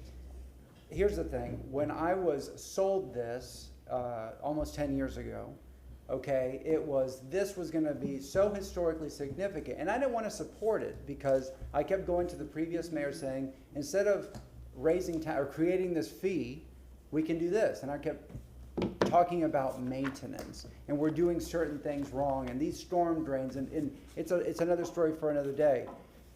The last thing I wanted to do was to add an extra fee on somebody's property tax bill because that's where they see it. But it was, as I was told after it passed, somebody said, we're going to look back and we're going to be glad that we did this. Now that I'm hearing we're going to run out of the money, and you may correct this, after what I say, and we won't be able to we won't have any funds to do other stormwater projects, capital improvement projects throughout the city. That concerns me. That may not be true, I don't know, but we see how the cost of everything has gone up since COVID. Supply chain issues, now we have tariffs, now we have, reasons and excuses why everything is more expensive. When the mayor proposed a millage increase, I even got my own Tiger Bay forum to discuss, why I voted against it. The cost of living is so expensive in the city of Tampa. It concerns me, and I might be wrong, that we may have to look at raising more fees, bonding more out, spending more money. People are up to here with their bills. And I don't want to be one to say, oh, we're going to need more money, we're going to need to raise more fees. So maybe everything I've said and some of the stuff that I've heard is not correct, and you might clarify that, but I'll let you answer before I speak any further because there might be misinformation there, so. Mr. O'Hara, go ahead, start with the name. Thank you, Mr. Chair. Thank you, Councilman. Yes, there is some misinformation out there. If I can address this item first. Of course, this is the debt report from August 31st, 2025 that was on the Wolf before. Entirely correct, and I can say it's entirely correct. That's my product. Yeah. Okay, we took it from your right. Again, further to the transparency issue, which I'll continue to speak to, we publish this every month. It's available to council, of course, and the public on the website, so council and the public knows exactly what's happening with all of our debt issuances. Councilman Carlson, I thought you had a very good question. I'm paraphrasing. Shouldn't City Council get the choice of what to do with this $20 million in bonds? And the answer is, that is council's choice. We haven't brought it to City Council to make a choice. we have plans on top of plans on top of plans, because we've got to plan for every unknown we can. This is one of our plans to use this funding to mitigate the adverse impact to the improvement assessment, which I'll talk more about in just a moment. Thank you, Mr. Chair. You had forwarded a great deal of data from a citizen. I appreciate the data. I appreciate someone looking at the information, but again, I will surface 90% of the information looked at was my product. The bond documents, my office creates them, okay? The debt updates, again, we publish them. The budget, we publish it. The annual financial reports, we publish that. Again, it's a complex document, both the annual financial reports and the budget, but it's out there, and of course our job is to try to make it easy for council and the layperson to understand it. So having said that, if I could level set, when we initiated this effort, when we started on this improvement assessment journey, you will recall, and I don't want to speak for the department, but it started out at about a $250 million plan worth of projects over the course of not quite 30 years. We have outperformed that metric. We have spent over $300 million in stormwater projects because of our fantastic efforts and working relationships with grantors, whether it's Resilient Florida, et cetera. We talked about that earlier. That plan includes Project A, Project B, Project C, and an ongoing amount for continued maintenance. And I'll show it to you in just a moment, but it's been about $5 or $6 million historically. When we say we're running out of money, and we haven't said that, candidly, we wouldn't allow City Council to entertain a scenario where we run out of money. What's being surfaced is, will there be additional funding for new projects outside of that initial plan? I don't know, but it's not unreasonable to think that new projects outside of that initial plan will necessitate additional funding, whether it's from grants, whether it's from an assessment increase. We don't know. That is one of the purposes of the Watershed Master Plan, to decide, do we need to do a rate study, and is that rate study likely to show we need to raise rates? So let me be very clear, the initial plan is continuing as planned. You've heard me say before, plan the dive, dive the plan, and that's what we're doing. If we're entertaining new projects, and the author of that information you sent to me, sir, specified new projects, and the author is not incorrect. We may need additional funding. We don't know yet. What I can tell you is that we are, in our forecasts, I'll show you. Let me tell you. Will you entertain me? I have some. Yes, go ahead. Oh, thank you, thank you.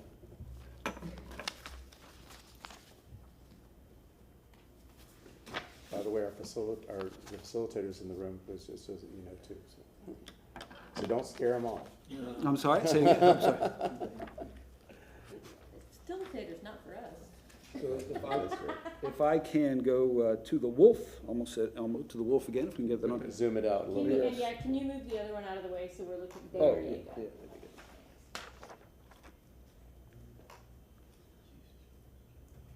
This is our capital improvement program that City Council just approved a short time ago. And you see, you can't see if I'm pointing here, can you?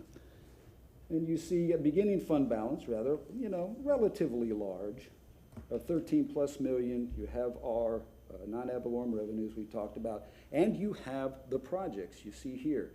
That's the typical maintenance, okay?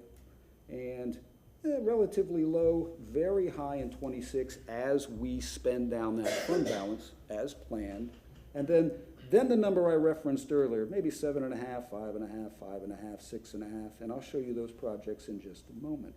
A very small operating amount, and then the various debt services for those bonds. And you see we go from a little over 12.5 million, and this, in 2030, if we continue with the plan, that's where we get very tight. And that is the plan, because in our longer term forecasts, you see a very low fund balance continuing. There's no running out of money. We simply don't anticipate we're going to have additional funding to do new projects yet. And again, that is one of the large unknowns. One of the pieces of inaccurate information feeding the running out of money narrative in that document was using $39 million of the improvement assessment. That's not accurate. I don't know what the source was, but we anticipate using just a little over $8 million, about 1/5 of the improvement assessment. Why? Because we need to continue with the plan. Indeed, that's one of the reasons we're looking to that lower peninsula $20 million to mitigate the necessity to use more of the improvement assessment. And I know I'm throwing a lot of information at you, but a lot of information's been thrown, at us in a very short period of time. And I don't want anyone, I'm not trying to dissuade you from continuing any item, but I don't want anyone, council or the public, to go too far down the road with misinformation or information that, well, we don't agree with. For instance, we think we've been very transparent, and indeed, much of that product was based on our product. So, Mr. O'Hara. Yes, sir. This is why we need to continue. Yeah, exactly. So one thing, if I had known about the $29 million, $29 million, right, left over? $20 million of leftover money last night, I would have slept better last night. Because that wasn't disclosed. I think my last conversation with John was at 8:30 last night or something like that on this issue. Well, then I was remiss in not making sure you were aware of that, sir. Okay. But that being said, I don't think it's a misstatement of fact that how it looks projected out now, that you say continue with the plan, if the plan means that South Howard is the last and only project that we're going to fund with the current assessment, then I guess you're correct. And that is, but if we fund the South Howard project, the plan is over. There's no other money to fund anything else. Is that incorrect? There is almost, and again, I don't want to split hairs. I just want to make sure again we're all on the same page. We don't anticipate any additional funding to fund any new projects without that haven't already increase. been considered. Right. So I don't think that there was misinformation shared earlier in this discussion. I think that was part of maybe my displeasure with that is not understanding that this cost. Yeah, I got it. I'm sorry. That this cost, this was this and nothing else, and considering it is a enormous city. And as was Councilman Carlson brought up in District 7, the flooding that occurred off of Fowler and Forest Hills, flooding that is occurring, there's still a lot of unmet needs with stormwater, freshwater flooding. We're not even talking about storm surge flooding, we're talking about freshwater flooding. There's still an enormous, so I think in my weighing this out, had that been fully disclosed from the beginning, I may have said, let's look at a smaller project. Let's look at how we can mitigate some here, mitigate some there, rather than wholesale accept this, knowing that this was going to run out the entire fund without a tax increase to do the other projects that we'd be looking at. I'll end it there and recognize Councilman Vieira. Thank you very much. So a couple of things. I have a couple of strong things to say. Number one, with regards to revenue for things, I operate under the view that the public hates waste. There are things that we pass here that if we told the public about, they'd be really angry. And I mean that. And they are angry about certain things that we pass. The public is not angry about cops, about firefighters, or about hurricane infrastructures. The public will pay for that. The Republicans will pay for that. Democrats will pay for that. Independents will pay for that. Whig Party members will pay for that. Everybody will, because these are things that the public supports, okay? I operate under that view. In 2023, I strongly opposed the mayor's proposed tax increase. I sought to scale it back 70% to use all of the money for police officers and firefighters because I go off that view. I go off that view, and I believe that's true here. With regards to the issues of the South Howard project, we have to see as to whether or not proceeding with this as planned would exhaust all of the existing funds. That's something we certainly need to look at. if we're going to have a continuance, I would like to talk about a shorter continuance than February or January. Look at November, December, something of that nature, to not delay the project, because right now this council supports this project. I will speak for myself, for Luis Eduardo Vieira, which is I gave my word to that community that I would support them because I saw their suffering in person, and I gave my word to them. And my word is my bond on this issue, and I rely on the experts on this issue, and the experts tell me this will work, and that's what I'm relying on. When it comes to North Tampa, we have funded the backup pumps. We funded the pump generators to help out the North Tampa area. I am a zealous advocate for District 7, okay? Zealous advocate for District 7. It's the second time I use this word today. It pisses me off what happened in North Tampa, okay? It does with the pumps. Those people were in Zone X, and they got flooded, and the day after the flood, statements were made on the flooding being not as bad or being worse than it could have been because of the pumps. I'm still angry about that, and I don't forget about that. And when it comes to advocating for that area, I have always packed a punch. I never gave up on the housing dollars. I continue to push for the pump issues and so forth, and anything else that we're told that could help us out long-term in the North Tampa area.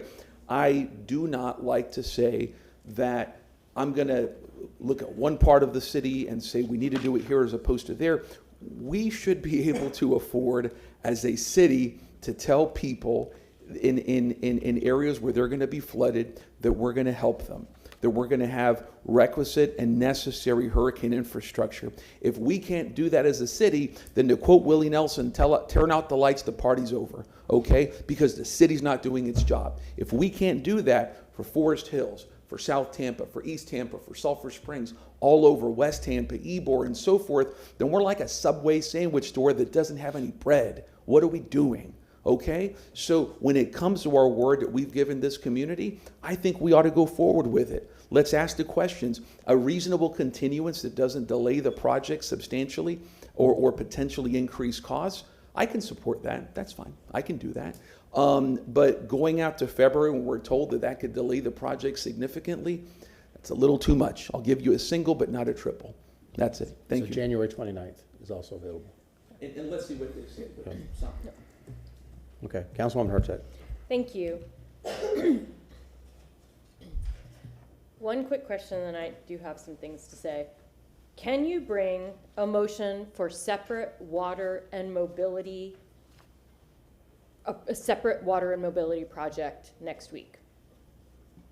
I can, Or from a dollars and cents perspective, we absolutely can, but I defer to the department on the logistics or the complications associated with that. So I guess my question to you would be, is the expectation that we just package a funding resolution together that does, I'm not sure exactly, I guess, what the request is. No, so the water money's coming from the water department. Mm-hmm. Can it simply now be a water department project?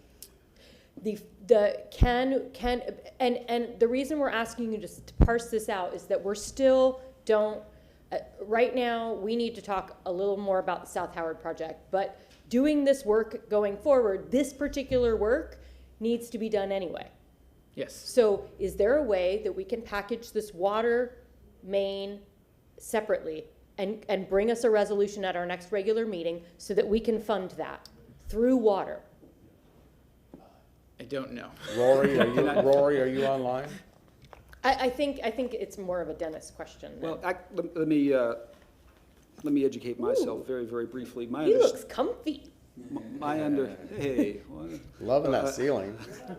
My understanding is these Got are pictures of us on the back. they're intertwined. This project is intertwined, right? Yes. You're going in, and I'm making this up, but you're tearing up the road.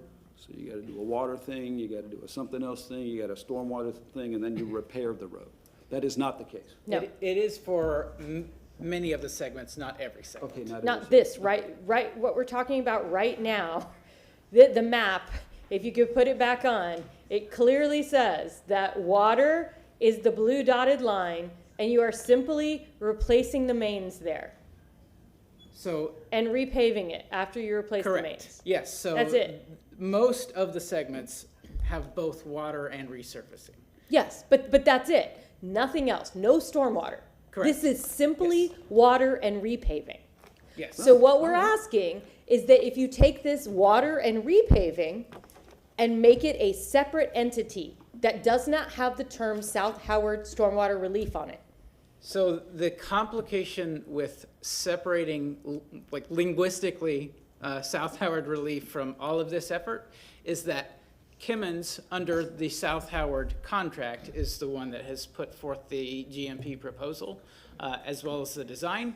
So if we were to take this out altogether and try to create a brand new project, I would assume that then means we have to get a new contract to perform that work, which imposes a significant cost. So again, no, I mean, this is what they do with normal projects. They But I mean, combine it all together. But I would have liked But- to known that. It would have been So- good so- information to have. Yes, but this is, and I want to apologize to my council members because I did not realize that this very long planned McDill 48 presentation was going to be on the same day. So I've known about this extra 20 million all week. So I've been working on trying to figure out like what, so we've had some questions about that 20 million and not knowing and finding out today where, and that is where we predicted it would go, my office, but just being able to talk about it with you all, which is why I wanted to talk about it today and not move it, not continue it right away. So if that being said, I am more inclined to approve the project today to actually fix the pipes and the roads just to do that, because that's all that's happening here. And the majority of that money is coming from water. That being said, Mr. O'Hara was right. This was in the CIP. This is in our monthly reports. I even noted during the budget cycle, I have a note somewhere, we never ended up talking about it because we didn't talk about the CIP, but I did notice the amount that we're repaying and thinking it was a little high. But it is what it is. That's what we've agreed to do. But it was a lot of money. And I think I even said something about that's a lot of money. You may. But, so this is not a surprise to me. What is a surprise is the $20 million. And so I would love a way that in the future, I mean, this report was supposed to come to us like 6 months ago. So really, we've been in the final bits. We knew 6 months ago we weren't spending $20 million more on this. Oh, the Lower Peninsula report. Yeah, Okay, I'm sorry, I'm back to McDill I'm 48. with you. Yep. So that's what this council needs to know Understood. before now. If I had not asked for this report, we wouldn't know that we had this $20 million. And it's not because you didn't necessarily want to tell us, it's just part of how you've always done things. And that's the kind of stuff that we need to know. How does that happen? But that's what I'm saying. I'm trying to create a process of at the end of projects, they bring stuff to us so we learn about this so that we can come up with a better way that when you're starting to get to the end, if you have a large amount of money like that, let us know about it. And so we can, put it on the agenda so we can talk about where, or you just send us an email saying, okay, we've got $20 million left. We're expecting to be able to use this with the South Howard Storm Relief Project. It gives us a little bit more of an idea of how this money is used. But more importantly, I have to say this because it hurts my heart. When members of the public come up and say that we can just take this money and divide it up and give it to people who've lost everything, that's not okay. It's just simply not okay. People who've lived, I've been inside people's homes who've lived in their homes for 30 years, who raised their children in their homes and then lost everything. They've been in the neighborhood, in the community for years. And they've watched this happen over time. They've seen the water rise. This has not been a new phenomenon for them. But this time it got them. Climate change has something to do with it. Sea level rise has something to do with it. We are working from 2016 numbers. A lot has happened in 9 years. We have so much going on. We need to fix this. I am still committed to fixing this, but I want everyone who comes up, who argues about this project, to really think, is it okay for me to ask someone to leave their home? Would I leave my home? It hurts my heart, and today I almost cried, because we have to be considerate of our neighbors when they come here to speak about this. I just had to say that today. It hurts me. Thank you. Okay, so, Councilman Carlson, are you going to give me a motion to continue? Yeah, I just want to say, I think I would ask, I feel strongly that we need to separate the water project and stormwater project. These are not long RFPs anyway. They're RFQs, or they're pulled from existing agreements with organizations. I don't want to have that whole argument now, but what I'd recommend is that we make a motion to have staff come back in 2 weeks or in a month to tell us, ideally to have them separate the water projects.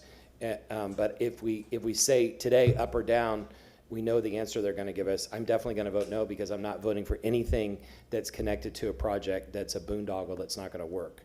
And when I say it's not going to work, yes, it'll work with 4 inches or 5 inches over a certain amount of time. But contrary to what the mayor said this morning, there are solutions to prevent higher levels of flooding in our community and to protect against rainfall. There are lots of cities around the world that have more sophisticated technology and infrastructure than what we're proposing, and we can come up with solutions. The problem is, just like Councilmember Vieira is passionate about his district, I've been to all the areas, mostly with staff, in South Tampa where people flooded. And first of all, nobody's even saying anything about storm surge, which was devastating for my district. But second, there were pockets of freshwater flooding in areas. There were areas that had a pump and a working generator. And it turns out the pump just wasn't strong enough. The design of it was not right. Or another area where the culverts were broken and flooded already before the storm hit. And there's another one that had problems probably from the expressway dumping water into the neighborhood. Those are all areas that could be addressed, but the answer in every case from staff is we don't have the money. Well, that obviously is leading everybody in the public to think that the mayor's going to propose a stormwater increase. So what we've got to do is figure out how much money do we have left over the next year and a half anyway, without raising taxes, and figure out what's the best project, what's the highest and best use of that money. Should we spend $100 million plus on a project that is only going to work for 5 inches in a 4-hour time period, or should we help protect the other hundreds or thousands of people that got flooded that had never gotten flooded before because the basic infrastructure around them was broken, and they were promised in all these taxes that it would be fixed and maintained, and it never was. So now we're playing catch up. So what I would recommend is that we make a motion to come back in 2 weeks or a month with the water project to ask them to try to figure out how to separate it. But second, we need to move, in February at the workshop, what we need to talk about is not just the South Howard project, but we need to talk about what is all the money that we have left between now and May 1st, 2027, and what are the possible alternative projects that we could spend that money on without raising taxes, and without ideally taking on more debt, and what could we spend that money on? The public deserves to have a discussion about what the highest priority is. Without by the staff of the administration making that decision, we're not trusting the public to understand. The staff and the administration can make their case in front of the public can let us know, and we can choose which one. But I think we need a fulsome discussion, not just on the merits of whether the South Howard project is good or bad, but what are the alternatives? We have limited money, and we need to help thousands of people. How can we best apply the limited money to help the most people? So we have availability on December 4th to bring an item back. Is there? Well, So somebody want to give me a motion for December 4th? we got some, what day? December 4th. In December, we got the 4th, the 11th, and the 18th. November, we got the 6th and the 20th of Can November. I try one? No, November. We need to November's get full. this started, but I'm willing to waive the rules to bring. Okay, if that's what you wish, we can do that as well. So you just. I would make a motion to bring back 66 and 67 on whatever date you say, but to ask staff to try November to 20th. separate the water project plenty of room. from the South Howard project. November 20th. Well, Okay. So we, November 20th, Oh, whoops. yeah, I know, Yeah, exactly, we're not it's the supposed to do 11th. that. Yeah. So I would still suggest December 4th is like tomorrow. But my problem with that is getting this project started during the dry season is important. But again, that's only a month away. Remember, we're at the end of October. It's not very far away. So I didn't get a second.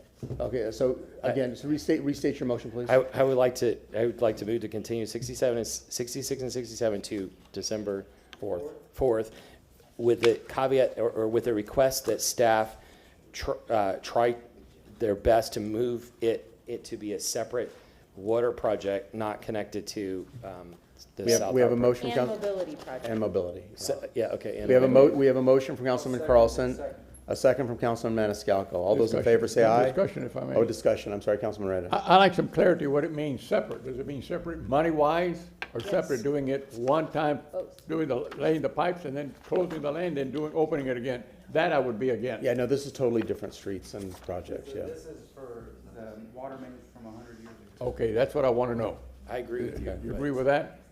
Okay, so we have a motion from Councilman Carlson, a second from Councilman Maniscalco, discussion from Councilman Vera. Yes, sir. Quick, 2 questions. So if I vote for this, it would be, I have to ask staff a question, but so first off, if we continue it, sir, to December 4th, I think the date is, how, if at all, will that burden this project going forward? So if it's December 4th, I think we would have about 2 months in between the planned completion of this and the planned start of the main segment of work on Howard. However, if we're repackaging all of these segments all together, I don't know what the schedule implications might be. We will try to tease those out as best we can by December 4th, if that's. I have the highest degree of respect for Kimmons and their ability, because I think they're a great partner, so I'm sure they can get this done. My thought, though, is if you're asking me to come with a completely different project. No, just repackage this so that it's clear that this is a water and mobility project. Okay, all right, I may need to have some discussions You in can- with between legal- now and between you then and legal, about y'all can exactly figure how to that meet out. that intent. And as chair over mobility and technically stormwater, I'm happy to work with you on that. Thank you. And if I may, Mr. Chairman, thank you. So, may I? Yes. Thank you, sir. So with regards to that, again, if we do get to vote on this in December 4th and we pass this on December 4th, would that 5-week or so delay, again, how would that affect the project, if at all? Do we have a buffer there? 2 months, he said. Yeah, I think we would still have about a 2-month buffer, of course. Okay, good, okay. That's a contingency for the schedule. Okay, so. And I cleared this to John Bennett too, by the way. He said it was good. Yes, sir. Okay, good. So again, I want to very carefully explain my vote, which is I am supporting this because back when it was in February, I wasn't inclined to support that because that would delay the project. From the information I'm being told, this will not delay the project. And I do think that we need more time in order to get clarification on leftover funds. That is information that we need. I still 110% support this project and intend to see it through with my own vote and my own support. But again, I want to explain my vote because this is not to delay the project. This is to seek more information that I think we need as stewards of the public's trust. Okay, I'm good with that. We have a motion from Councilman Carlson, a second from Councilman Maniscalco. All those in favor say aye. Aye. Aye. Opposed? I'd like to make a second motion, and that is to. Hold on, can I recognize him or do you want to go first? Is it about the bond resolutions? Mine is, I'll just tell you, the same thing I said a minute ago, which is that to look at the money that we will have over the next 18 months without raising taxes or taking on debt, and have staff present to us the alternatives of what we could spend that money on, so that we can get feedback from the public and make a decision about what we think the priority is for that. Sure, I think that is new business. Yeah, I think they're new business, but I don't think I could support that because Yes, we're only here till May, but that doesn't matter. Like, we need to plan. We need to keep going. So My let's point- put a pin in this, let's hold this for new business. I But think the public's here. I get it, but I think this is new business, and I think for parliamentary procedure, I think that's the way to go. Okay. And so we have continued this item. The staff has got their direction to come back by December 4th with the. Did we vote? Yeah. Yes, we did. I have one more question. And Councilwoman Hurtak. Where are we in the design timeline for the South Howard project? Because it was supposed to be to us in April of '25. UNLE Mobility Stormwater, and we are currently in the 30% design phase and anticipating the deliverables of 30% design, I would say by the end of the calendar year, late December. And by that time, I do want to emphasize we do have a 30% level engineer's opinion of a probable construction cost. At that time, we can fully evaluate the potential cost and benefit all together at that point. Excellent. So then, okay, well, then I'll work with y'all to get a motion together to have you present that to us and to have, I do believe there's public meetings required at the 30, 60, and 90%? That's correct. Okay. At each milestone, we do have the public meeting, yes. Okay, thank you very much. We appreciate the report. Okay, very good. We are going to move on to item 70, what is it? Thank you, sir. Thank you. Help me out, Mr. Shelby. No, we're doing the charter review. Oh, yeah, 75. 75. May I, Mr. Chair, just for a Councilman notice? At 4:30, I need to step outside for a 20-minute phone call. After Okay. that, I'm good. Before that, I'm good, but just FYI. Okay, very good. Thank you. This will be item number 75, charter review. Mr. Shelby, would you like to kick us off, please? Yes, Mr. Chairman. Martin Shelby, City Council Attorney. Mr. Chairman, you distributed to council members late last week a memo regarding today's discussion of council. You listed 3 different topics. I just distributed copies of that, hard copies of that to council, so they have that in front of them. And I also want to turn it over to you because we have in the audience today Mr. Robert Hendrickson, who was somebody who has been highly recommended as a facilitator or potential facilitator for the Charter Review Commission. One of the most important things you take a look at today are the topics for today's discussion. And again, Mr. Chairman, you have proposed a special call workshop because if you look at the timeline, which I'm going to ask council to take a look at and to adopt it either today or in the future, you are on a very tight timeline. And one of the challenges for us with having this, have ballot questions on the March 2nd, 2027 vote for the public, working backwards, we have to move very quickly in order to get things done. And what that does is that obviates the ability for us to have a long RFP or RFQ process. We are going to be looking for professionals, and Mr. Hendrickson is highly regarded. I'd like to, I don't know whether you wish to introduce him. He is available here to introduce himself to council.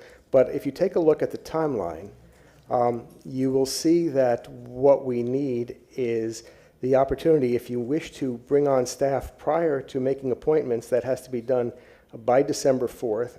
And for you, and I know you've been getting a lot of questions from the public, and I've been getting questions from you as to when you make your appointments. Tentatively, the date would be December 4th, but that means getting in the applications from your applicants in advance so that, as we do with every applicant, there is a background check, and also there's some open-ended questions about, for instance, is financial disclosure to be required. So I just turned it over to you, Mr. Chairman, and I thank you for bringing this forth. Right. As Mr. Shelby stated, and I know you all had received this via email, and he's now given hard copies, in an effort to kind of facilitate this process and not starting from scratch, we kind of gathered information from various sources, including consultations with Ms. Hager and Mr. Shelby and others, to kind of, again, like he just stated, working backwards from the point that we have to get this information to the supervisor of elections.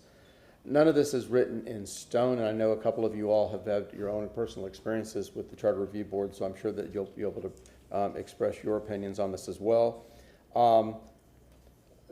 The most important thing, I think, is one, we have to get started, and the timeline is tight.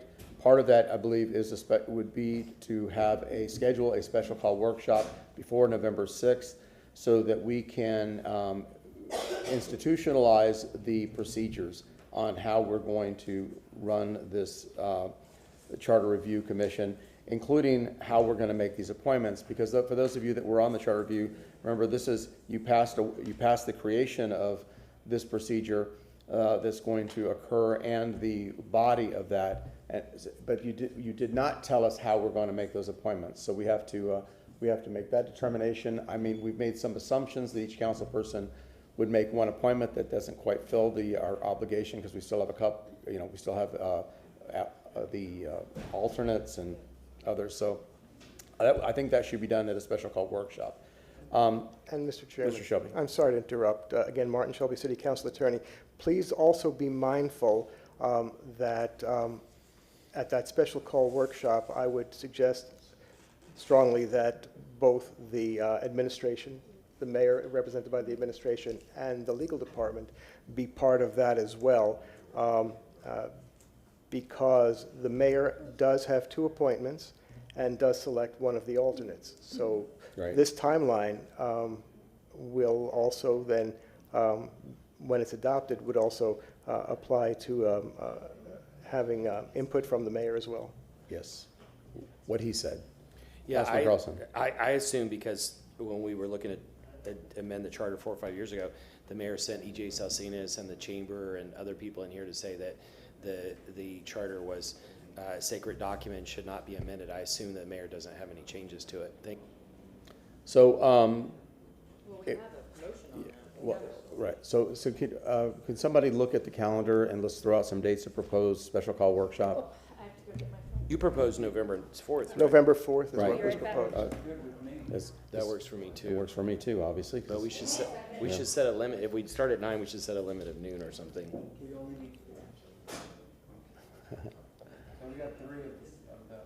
And I don't know. Yeah, it'll be 7. That's election day. Yes, sir.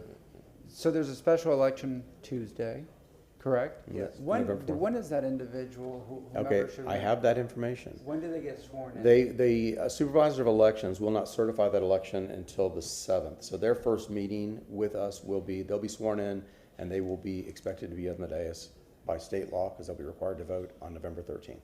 Okay, so that's the day. Okay, so we will not have a person by this discussion. Well, by the one on November 6th? No, November 4th. November the 4th. And when are they sworn? When? They'll be sworn in on the 7th. So And we can make it a point to ask to give them the chance to add things afterwards, because it's a flexible. And by the way, the special call workshop is a public meeting. They're welcome to attend. Yes. And even participate. November 4th. I mean, I guess I can move some things around. I suspect by this point, I'm going to have to move stuff too, but I suspect that's. I mean, it's not a horrible day. Right. Okay, so we have a motion to call a special call workshop, between 9 and noon? You think that's sufficient? Yeah, I move for a special call workshop to discuss the Charter Review Commission on November 4th from 9 to noon. Is council chambers available on November 4th? It will be. Fine, but I mean, Me and Mark. it is perfect. See, sometimes the plan comes together. Okay, wait, Councilman Hurta? I don't know about Councilman Vieira, though. So we have a motion from Councilman Carlson, a second from Councilman Maniscalco. Are you ready for a vote? Wait,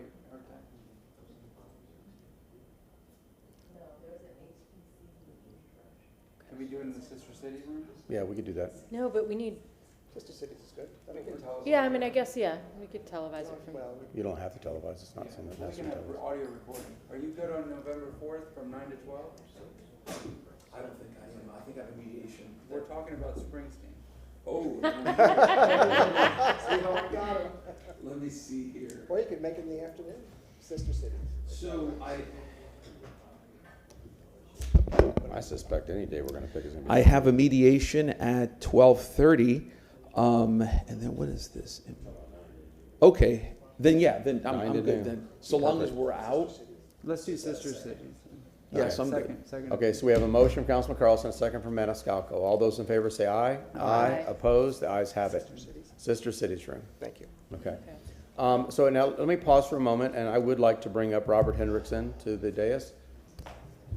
Robert is a facilitator. If you've got his bio in front of you, he's, I actually witnessed him facilitate a meeting, and those of you that have heard me complain about past facilitators that we've had, Robert did a phenomenal job. I mean, a 10 out of 10 in the meeting that I saw. He acted as a facilitator. He did not get involved in the subject matter. He just helped facilitate the meeting and moving points along to reach conclusions.